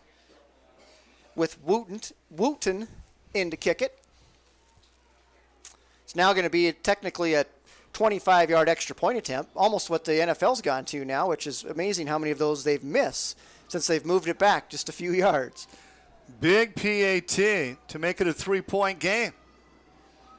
Snap back. The hold is down. It is a short kick and just over the crossbar. I don't think 7:15 to go in the 3rd. It's a 10-7 game.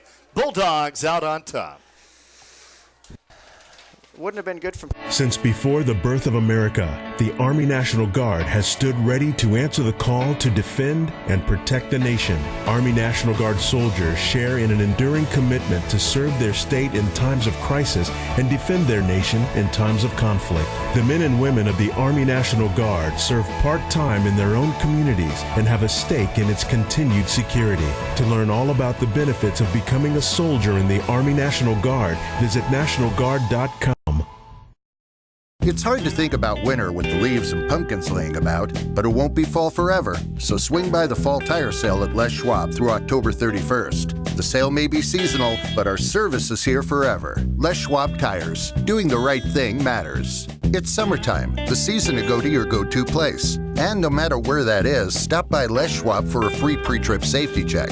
You'll see why we're the go-to place for tires and brakes, no matter where you're headed. Les Schwab Tires. Doing the right thing matters. Hey, what's up? Wait, you vape? You're usually such a control freak. I'm addicted. I used to smoke and vape, and the only thing in control was the nicotine. And you have asthma. Yeah, but mine's just mild. It doesn't matter. It can still trigger an attack. I need to quit. Quitting is the best way to keep your asthma under control. Help in the 406, my friend. It's good. It's getting better.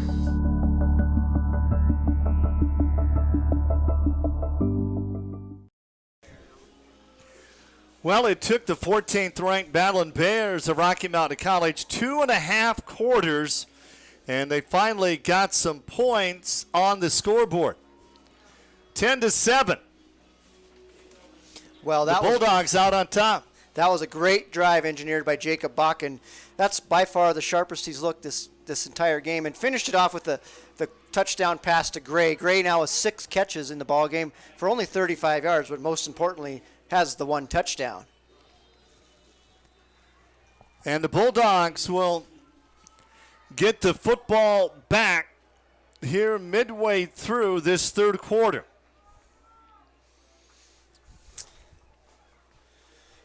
Short kick. Taken on about the 20-yard line, and not much of a return at all. We'd like to welcome our network affiliates for today's game. SWX in Billings, Bozeman, Butte, Great Falls, Helena, Kalispell, Missoula, Spokane, Coeur d'Alene, the Tri-Cities, and Yakima. We're happy to have you enjoying this game with us from Vigilante Stadium in Dillon, the Wayland Tire Game of the Week. And it's certainly cracked up to be the game of the week. Everything we expected and more. A defensive battle, two quality teams here. John in trouble. John will throw on the run, finds an open receiver, and what a fantastic defensive play. And it's Kendall Jefferson again. I mean, he's the defensive player of the game. No question about that, Phil. That looked like it was going to be a nice completion there and batted away at the last second. And I don't, Brandon Hunter, the receiver for the Bulldogs, didn't do Jund any favor by not coming back for the football there. That wasn't Jefferson. That was going to be, it's Woods. And they're going to keep it on the ground. Prenti goes nowhere. You know that touchdown for the Bears have fired up their defense. Absolutely. It's 3rd down and 9 now. But one thing you do when you throw it on 1st down and don't have a completion, and it puts you behind the sticks, especially when it's tough to run the football. And now it's going to be 3rd down and 8 coming up. John, 12 of 19, 145 yards. Picked off once in the game. The Bulldogs have not scored an offensive touchdown, a defensive touchdown, and a 51-yard field goal. And Rocky coming with the blitz. John escapes, and John's going to be short of the 1st down by about 4 yards. And Rocky's getting the football back, down by a field goal. And facing a tired Bulldog defense after that long Rocky drive on the last possession, the last thing Bulldogs needed there was a 3-and-out after a long, drawn-out drive engineered by Jacob Bakken. Overton is back to receive the kick. Bears scored on their first possession, and that went off the side of his foot. That's Max Gray, rather, and they're going to just down the football in Rocky's offense, and they're fired up right now. The Bears did not score in that first half. They scored on their first offensive possession to start the second half. That was Casado punting that time, so platooning punters are the Bulldogs. It's been Karchenko and Casado. But now, again, a good field position for Rocky. These back-to-back drives here in the second half after being full length of the field essentially every single possession in that first half. Well, can the Bears put together yet another drive here? Well, the Bulldog defense, that has to be tired. That was I'm not sure how many plays that last possession was, but it was a long, drawn-out 6-7 minute drive. And caught behind the line and going down. Great defensive pursuit. Casado in on the tackle, and that is going to be a loss of 3 yards. What penetration there by Casado, and a good, strong tackle on Cody McCombs, the first carry, I believe, for McCombs today. 2nd down and 12 coming up. Bakken, 15 of 27, picked off once, and 138 yards in the game and a touchdown pass. They're going to stay on the ground. McCombs finds the corner. McCombs, there's a flag down. McCombs, the 35, knocked out near the 40-yard line. That one's going to come back, holding on the edge there. Easy call for the official. I couldn't see the number there for Rocky Mountain College. The left tackle there with when you're engaged with the defensive end and then you grab the jersey, you're out in the middle of everyone can see a number 77 there. You can see it here. Easy call there for the official. And the offensive linemen, they only get recognized when they get called for holding or clipping or anything like that. But that's going to make it 2nd and long now for the Battling Bears. Montana Western comes in unbeaten at 2-0. Both these teams have already played Carroll College and MSU Northern. Rocky last weekend knocked off the 13th ranked team in the nation, Dickinson State. That was a huge win for their program. Well, Coach Petrino has got the Battling Bears going in the right direction since he's taken over the helm. There's no doubt about that. Expect them to be good for a long time. Bakken airs it out right through the hands of Derek Olson. Derek Olson had the old, I'm trying to run before I make sure I secure the catch look out there. thought he had a little grass in front of him and forgot one key aspect. That is the football. How about 3rd down and 22 for Rocky? Not an ideal situation when you're facing a very stout Bulldog defense here. And I suspect we could possibly see a draw here by McCombs just to get a little bit of yardage and create some field positioning here for Rocky. And I was just... Bakken will scramble. Bakken will run. Bakken Wow. the 30, the 35, the 40. Bakken for the first down. I believe he's got it on 3rd and 22. What a run for the Weibo quarterback, Jacob Bakken. He just scrambled for 24 yards. That was spectacular. Well, and man-to-man coverage down the field for the Bulldogs, so there's nobody home. Bakken has all kinds of running room and knows exactly where the sticks are at. 1st down and 10, 44-yard line. And on the carry, Sam Sparks out of Billings Senior. Sparks, no gain on that play.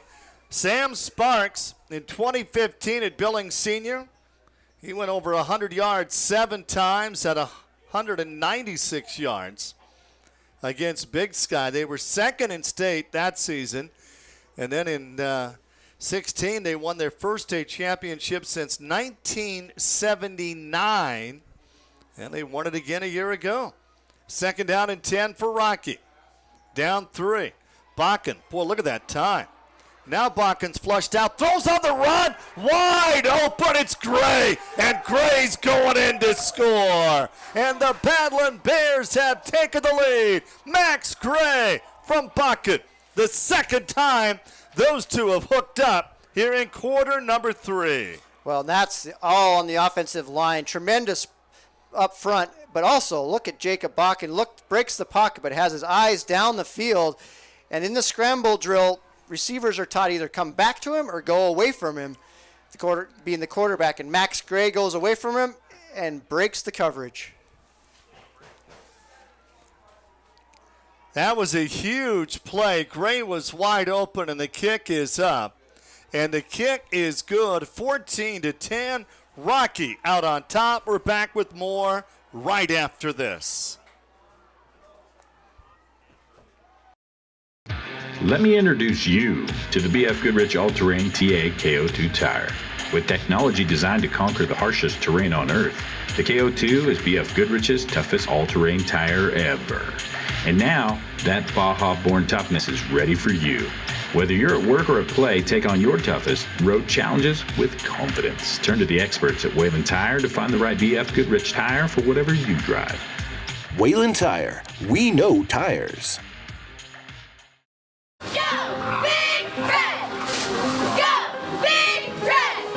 I chose to go to Montana Western to follow in my grandpa's footsteps. I chose to continue my education here at Western because this is a family. We're dog for dog. I chose Western because of the block system. I chose Montana Western because it's a great value, a great location. There's a ton of cool people. Montanans have their own definition of what's important in life. Success takes discipline and perseverance. Dedication is more than just putting in your time. And trust is the foundation of long-standing relationships. In Montana, strength means something more. Stockman Bank was born from these principles. They've been the guiding source of our strength since day one. Stockman Bank, Montana banking, pure and simple. Well, at the break, it was 10-0. The Bulldogs of Montana Western were out on top, and how quickly things can change. Rocky has scored twice, Bakken to Gray both times. And the last hookup went for 56 yards. And now the Bears, the 14th ranked team in the nation, out on top 14-10. And Phil, how good is the Frontier Conference? Wow, every game is you just never know what's going to happen. Top to bottom, easily the best conference in the country. There's not a weak sister out there, but you know, that last drive, that was the Jacob Bakken show. 3rd and 22, scrambles for 24. the touchdown pass. He breaks the pocket, looks downfield, finds an open Gray, who takes it the rest of the way. And Jacob Bakken shows the experience there. Being a senior, for the Bulldogs, it's now up to the freshman to answer back, John Jund. Well, that kick will not find the end zone, taken at about the 2-yard line, out near the 20-yard line. Stentman on the return. And here come the Bulldogs. Their offense has, well, they got a field goal, a 51-yard field goal with 5:34 to go in the second from Karshenko. And their offense has not produced a touchdown. They had a 38-yard interception return brought back for a touchdown by Garrett Turner. And John Jund back on the field to lead his team here. Jund going to run all the way. Jund takes a big hit and down after a gain of about 3 yards. These quarterbacks are tough. Boy, that design quarterback sweep, JoJo Bones, shook the bones there of John Jund. That was, like you mentioned, he took a big shot there. I don't know if I like that call. That's a design run like that. John Jund looks like he's well put together for a freshman, but man, he's taking a lot of big hits today. It's going to be 2nd down and 6 from the 24-yard line. 3 wide receivers to the left side. Jund escapes his sack, completes the pass, and that's going to be enough for the first down. Stantman again in on a big play for the Bulldogs of Montana Western, and if they go the distance here, the Bulldogs would be back on top. Well, Ryder Rice in the backfield immediately, but credit the athleticism of Jund breaking the pocket and finding Stantman on the end, out on the edge. Late in the third quarter, 1st down and 10, Bulldogs again. Play action. Jund gets hit by Ryder, unloads in traffic. Are you kidding me?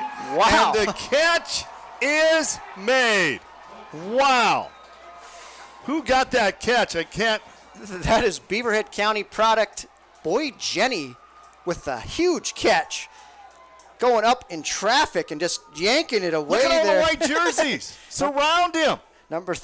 Great coverage there by Billy Williams.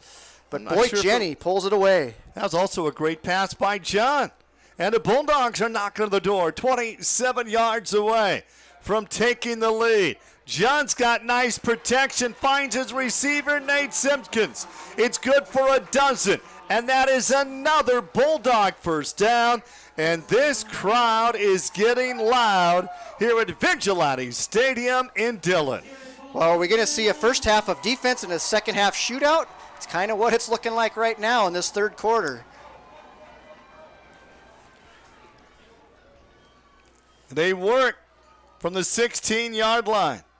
Under 2 minutes left to be played in the third. Rocky has scored twice in the third to take their first lead. On the ground they go, and a nifty run by Donathorpe. And Donathorpe, an interesting career he's had so far here for the Bulldogs. Came here as a wide receiver, moved him to linebacker. Now is his third year, the backup running back, and off to a tremendous start, backing up Kyler Prante. Great Falls Central product, an 8-man football. A lot of 8-man players on both sides here today. Jacob Bakken, the quarterback for Rocky out of Webo. They're now playing 6-man football. Run play all the way for John. Jund inside the 10-yard line before he's brought down by another 8-man product, Chase Bertelson, and Jund takes another big hit on that run. Puts his head down. He looks like a running back, no doubt about it, when he's out there in the open field. 3rd down and short for the Bulldogs. Trying to take the lead. Jund, he's going to run again, comes off right tackle, and he's going to be short of the first down. Picked up about a yard. 4th down coming up. Are they going to go for a field goal here, make it a 1-point game, or are they going to go for it on 4th down, Phil? I don't see any offensive guys coming off. I think Coach Norris senses the momentum Rockies created with 2 great drives to start this second half. Rocky Erickson with Phil Willett. 4th down and 2. And they get the playoff. They do. John gets the first down and then some. John dives for the corner of the end zone. And he's in a 7-yard touchdown run for the quarterback, John Jund.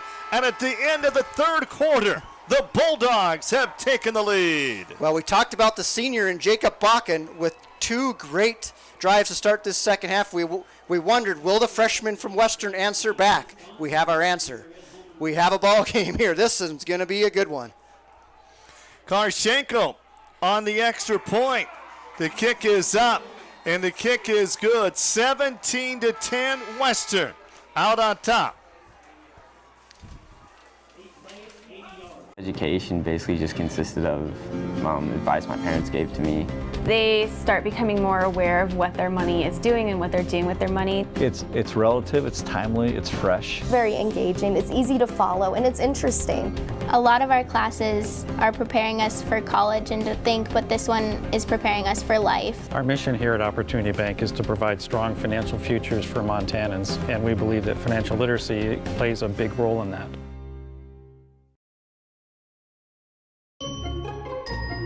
In the 1950s, people thought cigarettes were harmless.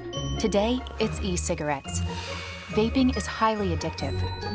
Plus, there are heavy metals, tin and aluminum, lead, formaldehyde, acetone, carcinogens, and toxic chemicals in the vapor.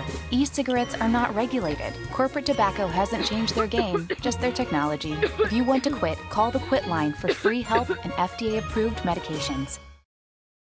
At Northwestern Energy, we care about your safety. That's why we add a skunky, rotten egg smell to our natural gas to help you detect leaks. Natural gas is safe, but leaks can be dangerous. So if you think you smell a gas leak, follow our safety tips. Do not attempt to locate the leak. Do not use any electrical switches or appliances. Do not use open flames. Get out of your home fast. And from a safe distance, call us at Northwestern Energy. Together, we can deliver a bright future.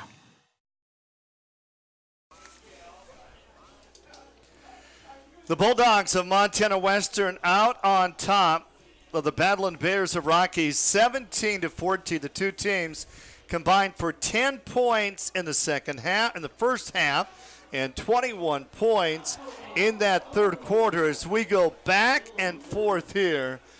And the fourth quarter is about ready to get underway, and now the Bulldogs are out on top by 3. Boy, what a game, Phil. Well, yeah, tremendous game. And we thought it would be close because both teams are very good players on both sides of the football. We've seen the quarterbacks now take over this game in the third quarter. Jacob Bakken's looked tremendous for Rocky. And John Jund, third career start. How about that? You go down 14-10 to the 14th ranked team in the nation. You take your team right down the field, 75 yards and a touchdown. And boy, I think the future's bright for that young man as only a redshirt freshman for John Jund. Karchenko getting set on the kick. Overton, Sam Sparks back on the return for Rocky. And the fourth quarter of the Wayland Tire Game of the Week is underway. Overton from the 4-yard line. 15 gets a couple of good blocks and gets out across the 20. And we've got a penalty flag down. Yep. Block in the back, always the call when you see flags on the field. Well, most of the time on kick returns. Illegal block in the back there.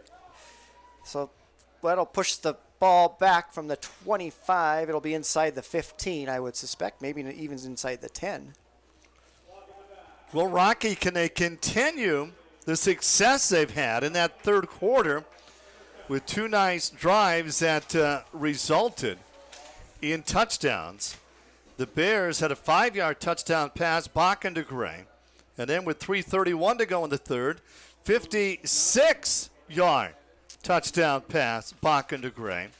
And now they're behind again, 17-14. Coming up here in the fourth, we'll have the play of the game and the Northwestern Energy player of the game. If you're watching with us on YouTube live feed of the game, let us know what you think is the player of the game, and that's going to be really difficult at this point. Right now, the leading candidate is number 7. I don't know if it's Rocky's number 7 or Western's number 7. But both quarterbacks playing tremendous here in the third quarter. 2nd down and 6 coming up for the Bears. On the field, they're a perfect 3-0. They had to forfeit their 19-0 win in Game 1 against the Saints of Carroll College. Bakken looking left. Bakken in trouble. Bakken throws on the run, and Bakken just throws that one out of bounds. 3rd down coming up. Well, veteran move there by Jacob Bakken had Riley Martello all over him and wisely throws it into the Rocky bench. Live to play another down. Don't force it in there and create a turnover deep in your own end zone. Bulldogs fans getting loud on 3rd down and 6 for the Badland Bears of Rocky. Bakken changing the play here at the line. He looks like pressure from the Bulldogs, so Bakken not liking the play. Bakken from the 3-yard line, airs it out to Taylor Schwartz, makes the catch, and that's going to be close to a 1st down. I think they got it. Well, and that's the old back shoulder fade that we see so much in football these days, especially when you get into these upper levels. The timing is such a key factor in that it's so hard to defend when it's thrown properly. Big 3rd down play for Rocky. 7 of 13 on 3rd down conversions. And Bakken, 16 of 30 in the game. On the ground, McCombs tries to find some room. McCombs picks up about 3 yards on that carry. And Rocky, 115 yards rushing in this game. But, hey, their quarterback has rushed for 46 of those yards. And Bakken is the leading rusher in the game for Rocky. 2nd down and 6. Bakken, he'll run again. Bakken 1st down the 30, the 40, and Bakken out to the 43-yard line.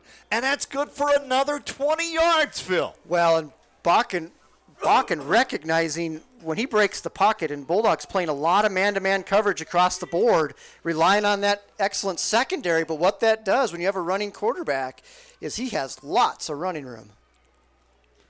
Jacob Bakken has been spectacular here in the second half of this football game. 1st down and 10, 42-yard line. On the ground, McCombs gets tripped up by Ferris for no gain. First time we've seen Jason Ferris blitz, I believe, in this second half, and I think we're going to see more of that as we see Bakken able to break the pocket. I think we're going to see a little more heat coming on him. Just don't want him to be comfortable back there standing in the pocket. Interesting, we've seen a lot of McCombs here in the second half and not much of Melby and Sparks. I don't believe they're hurt. I don't either. It's an interesting move here. The last 2 drives, it's been almost all McCombs. Derek Olsen, Gray split wide to the right side. 2nd down and 9. Bakken airs it out. Pass is caught. Darnell makes the catch. Good mark. 1st down for Rocky Mountain College. And the Bears have picked up their 20th 1st down of the afternoon. 13 for Montana Western. Well, and good job of fighting for yardage to make sure you get that 1st down. Swarming the ball was the Bulldogs secondary, but not to be denied is Jenkins there. Overton split wide to the right side. Overton makes the catch. Overton dives for some extra yardage. Picks up about 8. Not quite enough for the 1st down before he's stopped by Garrett Turner. Turner had a pick 6 in the first half of this college football game. Boy, and Overton so hard to bring down once he makes the catch, too. Turns into a running back once he gets the ball out on the perimeter. Just so hard to bring down. Rocky trying to take the lead. 2nd down and short. 2nd down and 3 from the 39-yard line. Bakken looking for some running room. He finds it. Bakken slides. He gets the 1st down. Out near the 36-yard line. Time of possession this half for Rocky has been impressive. Yeah, the Bulldog, well, almost every play we're seeing a new set of defensive linemen in and out for Western. Rocky's had the ball almost the entire second half. A lot of time left. Bulldogs up 3. Rocky threatening. They're 36 yards away here. Melby's back in the game. Melby, boy, that just bowls his way near that 30-yard line for a pickup of 6. And, Phil, I think that defensive line's getting tired. Absolutely, and you can see it because they're blitzing more. And Melby ran right into the blitz. A good play call on offense, running right at the blitz and gets by the linebacker there, picks up good yardage. Rocky 140 yards on the ground this afternoon. 2nd down and 5. They work from the 31-yard line. Buckin, wide open, finds his receiver, and that's good for another first down. Derek Olson with the catch. Well, you see the hands on the hips by the Bulldog defense, and another sign is the missed tackles. I'm not sure we saw one missed tackle in the first half, and we see a couple on this play right here. One right there by Schulte, just one there, but several missed tackles here in this now into this fourth quarter. Rocky looks like a different team offensively. Sam Sparks with the delayed carry, and Sparks to about the 25-yard line. He's going to lose about a yard. The draw plays just aren't going to work against the speed of this defense, this Bulldog defense. They're having this running success going right at them, and that time with that little draw and get the lineman pulling, it's just too much time in the backfield. It's going to be 2nd down and 11. Overton split out wide to the right side. Sam Sparks up on top left. And quick pass caught. Gray again. And Gray out to about the 17-yard line. Gray with 2 catches for touchdowns in this game. And Gray has 8 catches for almost 100 yards this afternoon. It's 3rd down and 4 for Rocky. Well, if Rocky doesn't pick this up, do we see 4-down territory? With the extra points have not looked pretty here. No, I don't think that they're going to go for it on 4th down. Bakken looking right. Bakken finds Gray again. Gray inside the 10, and we got a penalty marker down. I think we're going to see offensive interference on the pick play. Max Gray may have pushed off. Yeah, either that or I think they're going to get Overton with the pick. Yeah, Overton. Boy, that's huge. Overton with the pick play. Usually you can get away with it, but if you don't sell it enough, we're not going to see it there on the replay. But yeah, it's the old outside slant, inside out route. You just got to get in the defender's way. You don't want to make contact. 3rd down and long. 3rd and 4 becomes 3rd and 19. Definitely 4th down territory now. Bakken looking left, pump fake. Bakken airs it out. Gray again. Touchdown. Rocky Mountain College. That covers 32 yards, and the Bears have taken the lead back. Well, they got the matchup they wanted. They have Gray on Casado. That's not a matchup the Bulldogs want. A linebacker on Gray is just not a good situation, and Gray's going to win that pretty much every time, which he did easily there on the touchdown.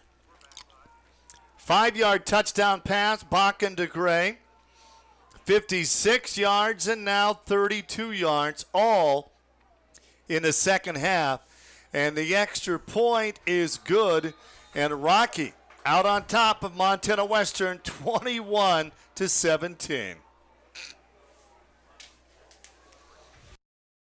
Out here, we love our animals, from the wildlife to the livestock. Inside, it's the same. They're just like family. We keep them happy and healthy, most of the time. Secondhand smoke puts pets at risk for cancer, feline lymphoma, vomiting, increases the risk of tumors and lung cancer, even causes eye and skin disease. Secondhand smoke puts your pet's life at risk. My name's Philip Davis. I'm from Boone, North Carolina, and I'm a senior in the Aeronautical Science program. My name is Margaret Cleveland. I'm a freshman from Broadview, Montana. Hi, I'm Melvin Ware, a senior from Dunmore, Montana. Did you know that RMC awarded over $11 million in scholarships this year? Did you know that 99% of Rocky students receive scholarships? Thank you for enabling us to be first-generation college students. Thank you for your investment in our Impact Today, Transform Tomorrow campaign in support of our new facilities. Thank you for giving me a chance. Thank you! Montanans have their own definition of what's important in life. Success takes discipline and perseverance. Dedication is more than just putting in your time. And trust is the foundation of long-standing relationships. In Montana, strength means something more. Stockman Bank was born from these principles. They've been the guiding source of our strength since day one. Stockman Bank, Montana banking, pure and simple. Rocky has scored every possession they've had here in the second half after not putting any points on the scoreboard in the first two quarters. 21-17, the Bears lead the 14th ranked team in the nation, trying to advance to 3-1 on the season. Up next for Rocky, they'll play at the College of Idaho. Last year they won 31-7. Ryder Rice on his 21st birthday a year ago had a fumble recovery and 6 tackles. Montana Western will be at Eastern Oregon. That's a road trip. Last year those two teams split at Eastern Oregon. Eastern Oregon won 27-24, and here in Dillon, Western came out on top 30-21. And now Western will try to answer and take the lead. And from the 6-yard line on the return is Nolan's got some room.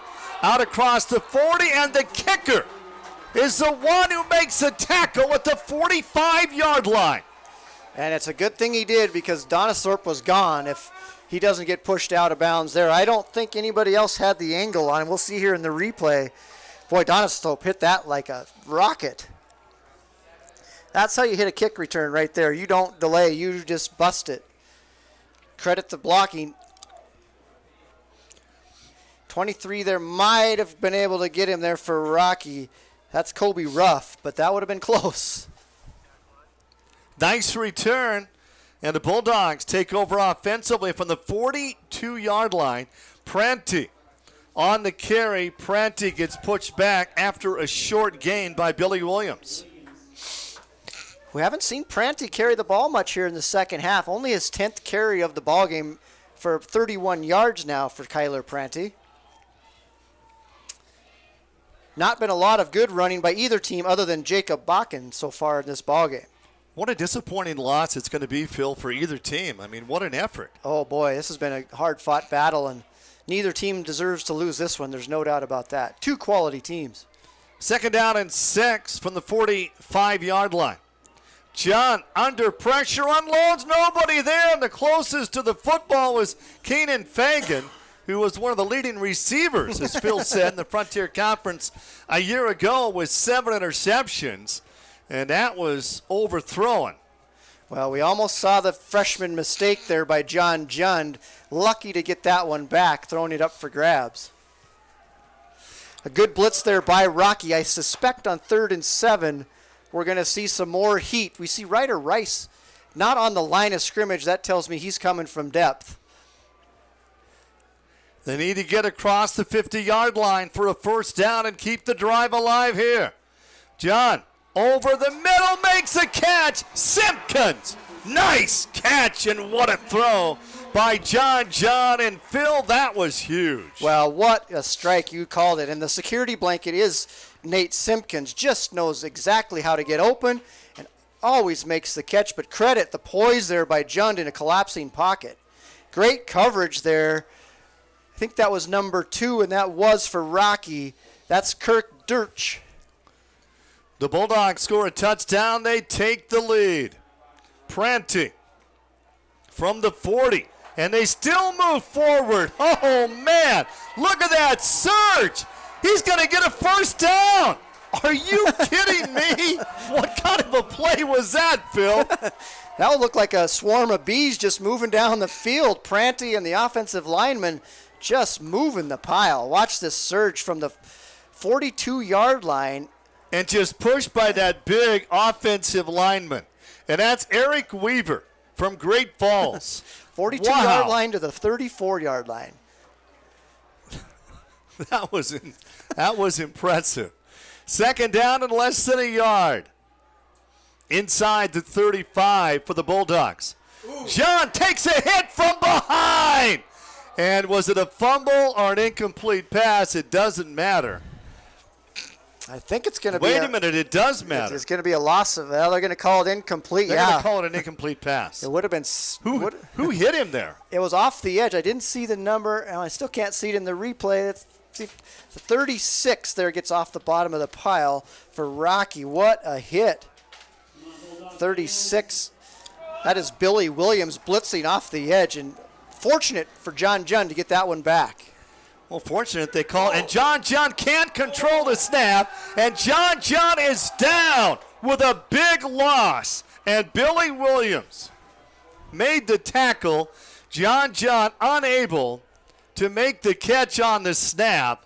And now it's going to be fourth down. And was John looking the other way?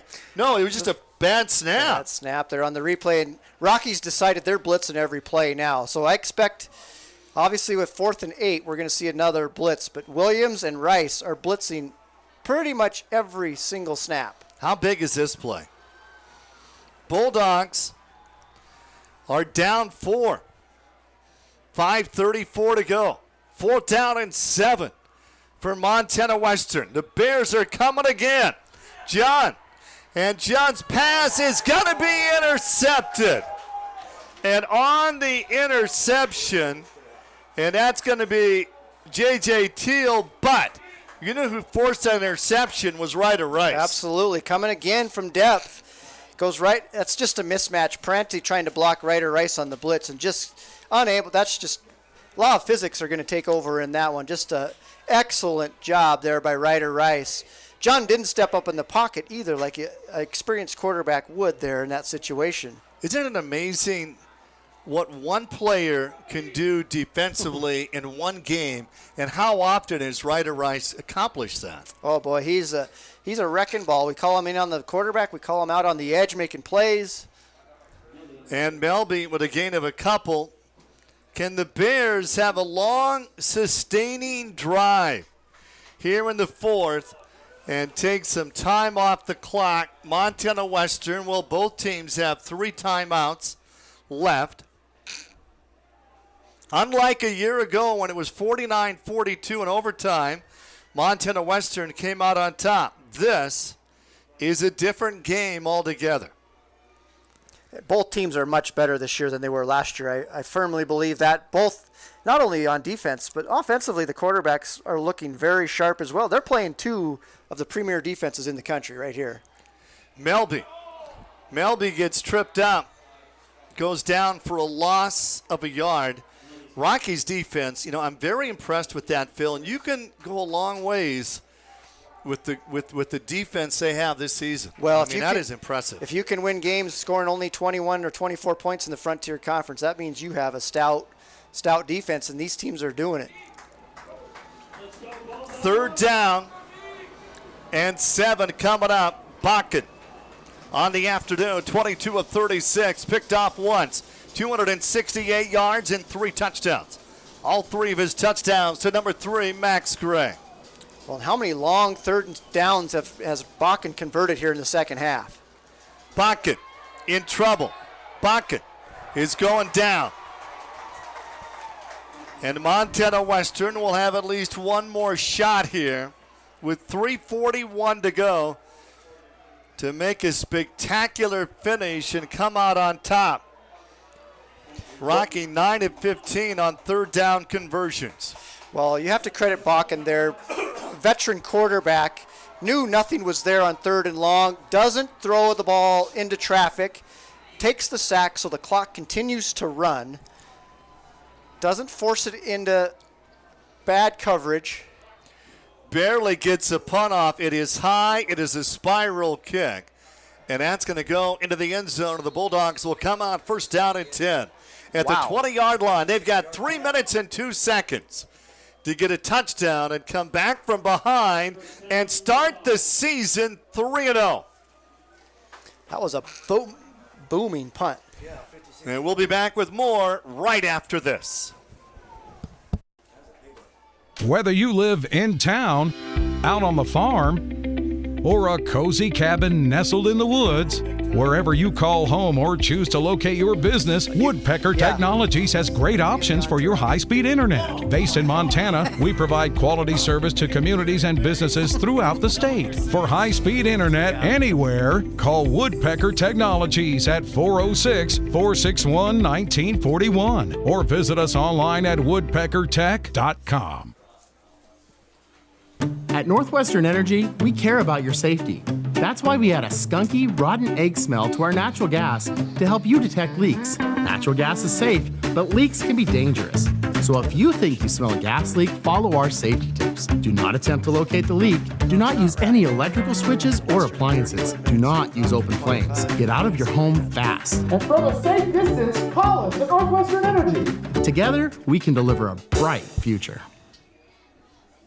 Pizza Hut always has the $7.99 deal you can get delivered. So why go anywhere else? Don't just make it pizza night. Make it Pizza Hut Pizza Night and get your favorites delivered. Large 2-topping pizzas just $7.99. Order online now. One more way no-one out pizzas the Hut. The only thing better than pizza is free Pizza Hut pizza. And only Hut Rewards lets you earn free pizza faster than ever by giving you points on every dollar you spend online. You can earn a free pizza in as little as one order. Sign up today at pizzahut.com. No one out pizzas the Hut. Rocky Erickson alongside Phil Willen, and we've enjoyed a spectacular college football game today here at Vigilante Stadium in Dillon between two nationally ranked teams. 21-17, the Bears lead. And the Montana Western John John, the pocket collapses.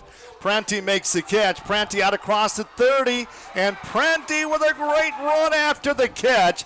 And what a way to start the final drive here for the Bulldogs. Well, that's a way to slow up the blitz. I was wondering when we were going to see one from Coach Norris here with all the blitzing that Rocky's been doing this second half. That's how you bust it right there. Great run. Yep. Great blocking downfield. Field goal does you no good. They need a touchdown, and they got all 3 timeouts left. Rocky showing blitz again and does off the edge. And that is batted down. And that is batted down by Bones. JoJo Bones out of Stockton, California.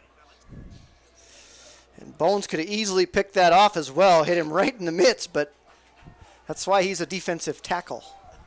Boy, he looks bigger than 6'1". 285. He definitely looks 285. 2:26 left to go. The clock becomes a major factor here. 2nd down and 10 for the Bulldogs. John goes to the right side. The catch is made. Messerly makes the catch. And a gain on the play of about 5 yards. A manageable 3rd down situation there. Quick 5-yard out to Messerly. We might see that same exact play here. One of the first times he's made a catch, and Kendall Jefferson was playing the other side of the field, Phil. Yeah. They've gone away from working on Jefferson this second half. I wonder why. What a defensive game that young man has had. 3rd down for the Bulldogs. John stays in the pocket. John's got to be sacked. What a huge defensive play for Rocky Mountain College. And no, is that Ryder again? We'll see here in the replay. We see the inexperience from the freshman here. That's a coverage sack. That was Ryder Rice. Got him. Ryder Rice. I'm just going to say it, the best defensive player in the Frontier Conference. 4th down. 4th down and 8. This could be the game. And we've got a timeout. And we'll be back with more right after this. What a game.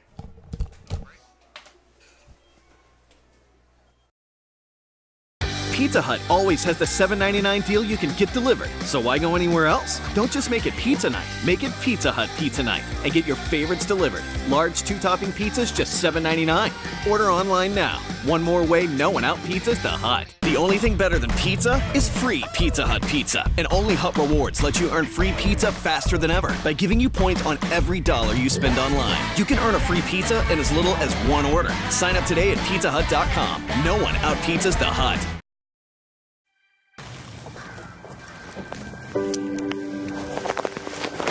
Hey man, got some chew? No, man. This stuff's dangerous. Hey, can I get a dip? No way. Why not? Give me one good reason. It's full of toxic chemicals. It rots your teeth, and it causes cancer. Prove it. It says so right in the can. Why do you do it? So then why do you chew? Montanans have their own definition of what's important in life. Success takes discipline and perseverance. Dedication is more than just putting in your time.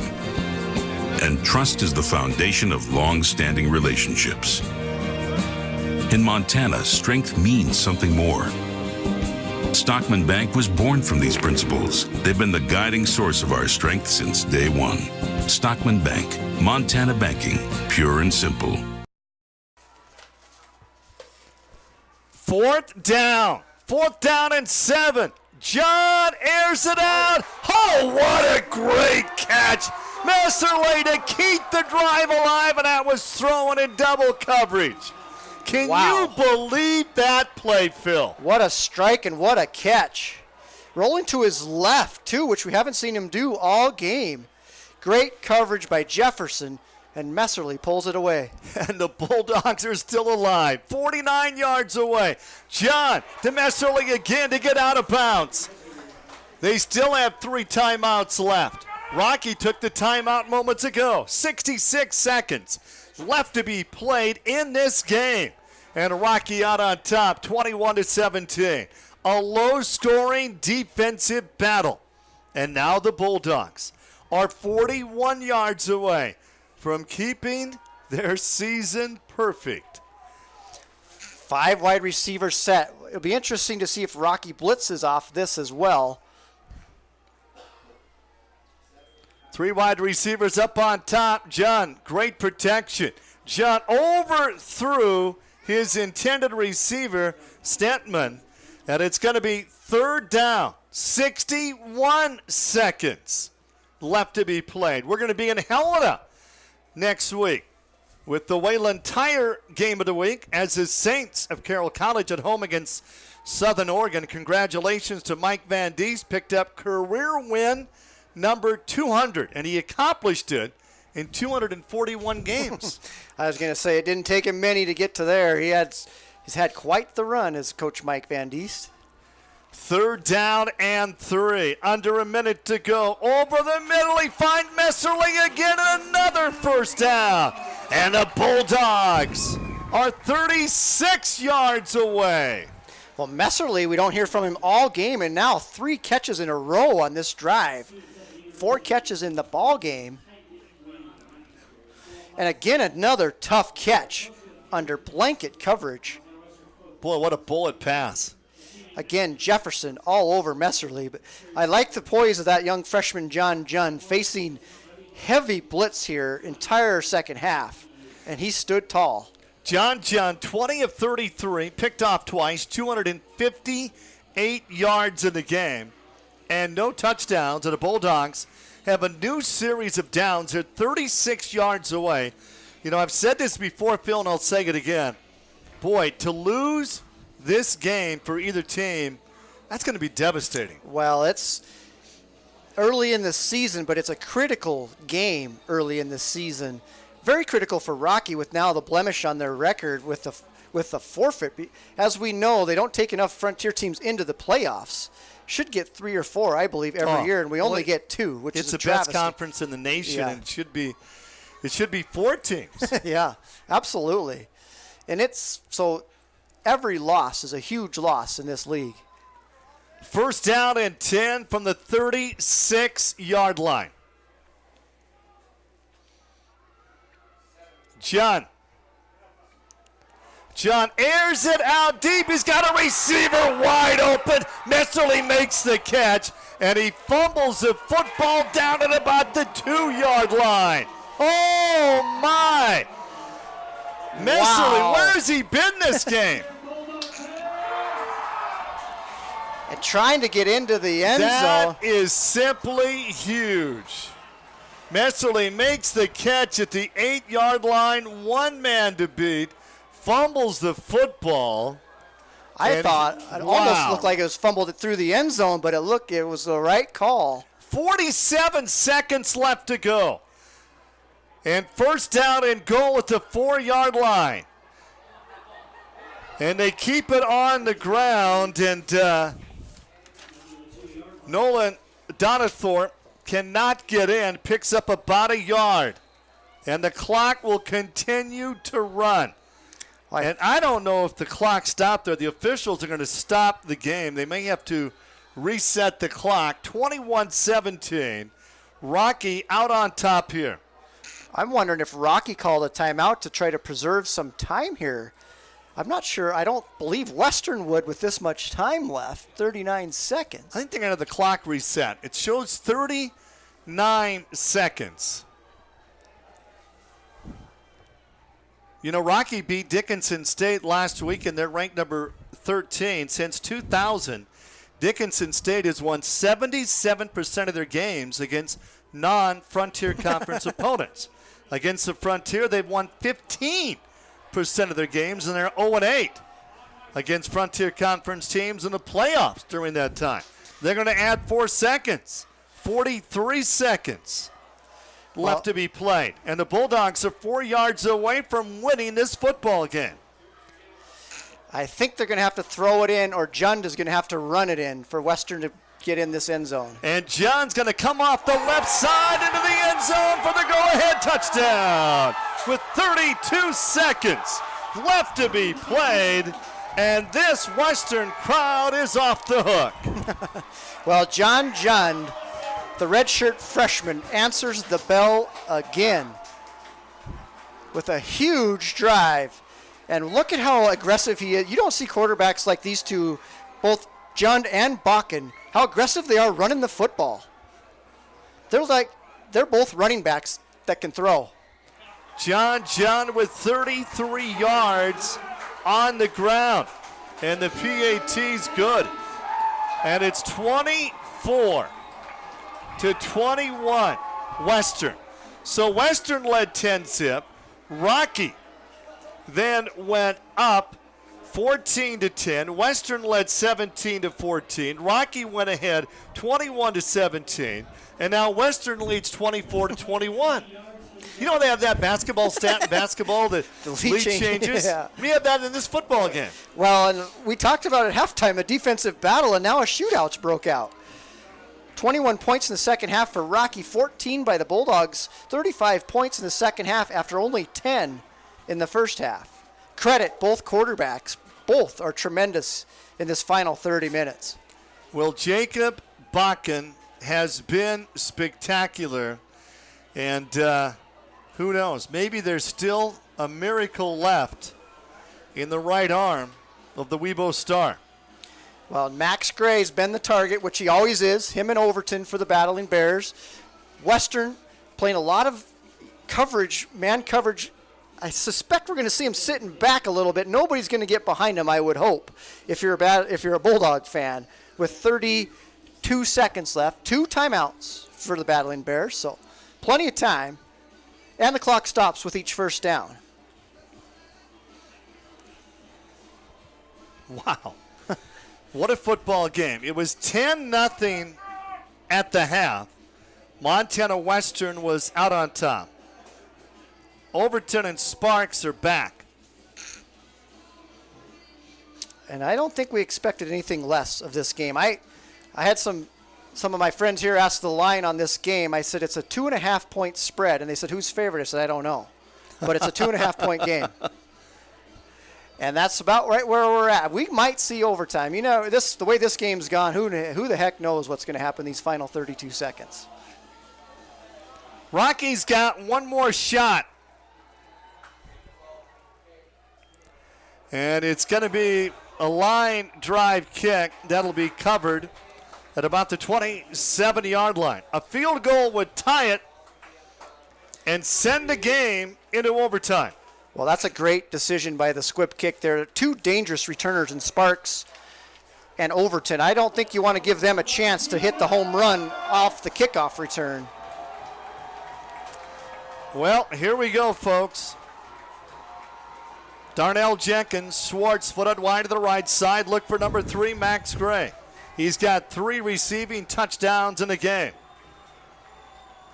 Do the Bears have a miracle in them? They go to the sidelines. Overton makes the catch. They try to keep him in bounds, and they do. Rocky has to burn a timeout there. Great job keeping him in bounds.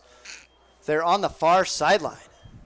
Just 19 seconds left to be played. We're going to be in Helena at Nelson Stadium next Saturday for the Wayland Tire Game of the Week. The Saints of Carroll College up against Southern Oregon. Mike Van Diest, 200 wins in his career, and boy, what a great job he's done with the Saints. They've struggled the last couple of years. But you know what Mike Van Diest has done for the Frontier Conference is he's made everybody else get better. A lot better. He's made everybody get better to compete, and it's made the whole entire conference better. He's got his hands full next weekend against Southern Oregon, the third-ranked team in the nation. And it's what it is today, the best conference in all of NAIA football. They put an extra second on, 20 seconds left. Bakken's got to throw this one north and south here, only 2 down linemen. He's going to have time. Bakken going to air it out right through the hands of Max Gray. As Max Gray went over the middle, it's going to be 3rd down, 16 seconds left to go in this game. Bakken, 23 of 37, picked off once, 274 yards, and 3 touchdowns in the game. Gray with 9 catches, 131 yards. You don't often see a 9-man coverage, but we're going to see two-man rush here. Bakken got all day, throws short to Gray, and a gain of only a yard. And now not only is there only 9 seconds left, but it's also 4th down. What about a trick play here? Double pass? There's got to be a flicker? What are we going to see? We're going to see a catch and a pitch, I have a feeling. That's exactly what I'm thinking. The old hook and ladder. And look where Max Gray is on the football field. Only 9 seconds to go. 4th down here for Rocky. Bakken. Bakken unloads on the run. The catch is made. You got a 1st down. Only 2 seconds left. Darnell Jenkins makes the catch. And now Rocky, 49 yards away. Well, it gives them the opportunity for the Hail Mary is what it does. I mean, it might not seem like a lot. It gets the 1st down on 4th down, but Bakken can throw it into the end zone from there. But what's wrong with, you throw it out to the 20, 30-yard line, pitch it back, and you go from there. Yeah, that's an option as well. And you sometimes see that more successful. You don't see the Hail Mary unless you're Aaron Rodgers. It seems like he's always successful on those Hail Marys, but just don't see him very often. There is good size with Darnell Jenkins to be able to go over the top. And you would never doubt Max Gray coming down with something in that situation either. These two teams have battled back and forth. Western led, Rocky led, Western led, Rocky, and now Western out on top. They score with 32 seconds to go. A 4-yard touchdown run by John Jun. And the Bulldogs are out on top, 24-21. And this is it, folks. 2 seconds left to be played, and Gray's going to line up on top. Overton to the right side with Darnell Jenkins.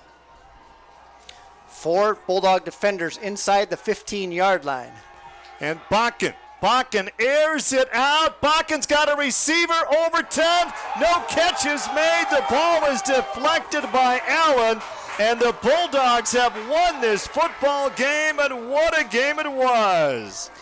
The Bulldogs out on top, 24-21. The Bulldogs stay perfect, 3-0, and they will be ranked officially in the top 25 next weekend. Jacob Bakken just threw it as far as he could, and he had a receiver down at about the 2-yard line was Overton. Allen knocked it down, and we're going to have our player of the game right after this final break. The Bulldogs win it 24-21.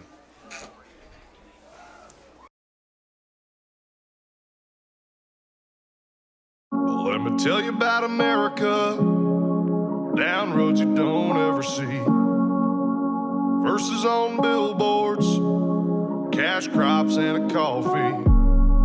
Gripping Hardee's in the parking lot, popping biscuits in the back seat. Losing lighters in my friend's couch, with the game on the TV. Going hard at the Hardee's, real hard with my Hardee's. Beat car, all stars, going down like the sun.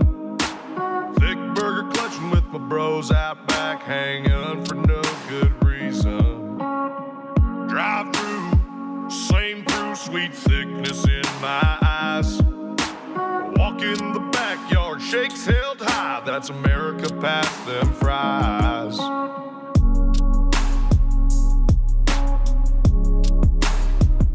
My name's Philip Davis. I'm from Boone, North Carolina, and I'm a senior in the Aeronautical Science program. My name is Margaret Cleveland. I'm a freshman from Broadview, Montana. Hi, I'm Melvin Ware, a senior from Dunmore, Montana. Did you know that RMC awarded over $11 million in scholarships this year? Did you know that 99% of Rocky students receive scholarships? Thank you for enabling us to be first-generation college students. Thank you for your investment in our Impact Today, Transform Tomorrow campaign in support of our new facilities. Thank you for giving me a chance. Thank you! Northwestern Energy player of the game, Montana Western quarterback John Junn.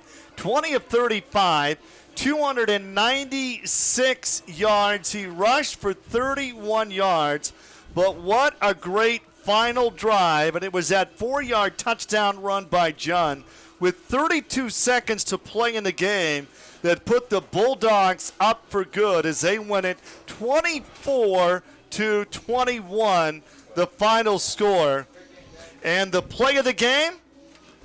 Well, check out this play. John Junn to Messerly. And that set up the game-winning run. Messerly was wide open. He almost got into the end zone. Knocked out at about the 3-yard line, and Junn would run it in from there. John Junn, the Northwestern Energy player of the game. And that was the play of the game. And Rocky Mountain College falls to 2-2 on the year. The Bulldogs, they're perfect on the season. 3 games, 3 wins. We'll take our final break, come back, and wrap things up.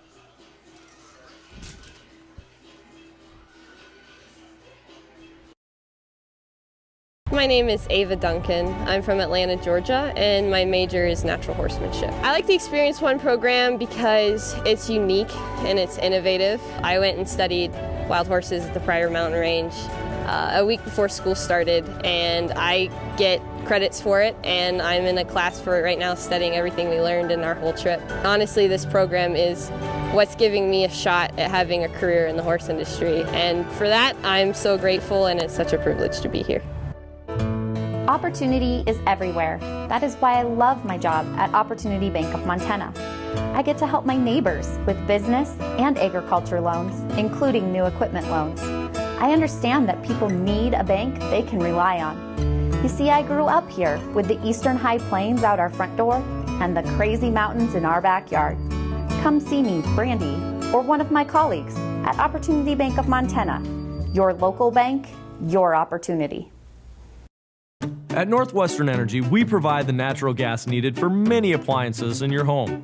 But if those appliances are faulty or not well maintained, they can cause carbon monoxide poisoning. Keep your family safe by properly venting all natural gas appliances and install a carbon monoxide detector on every level of your home.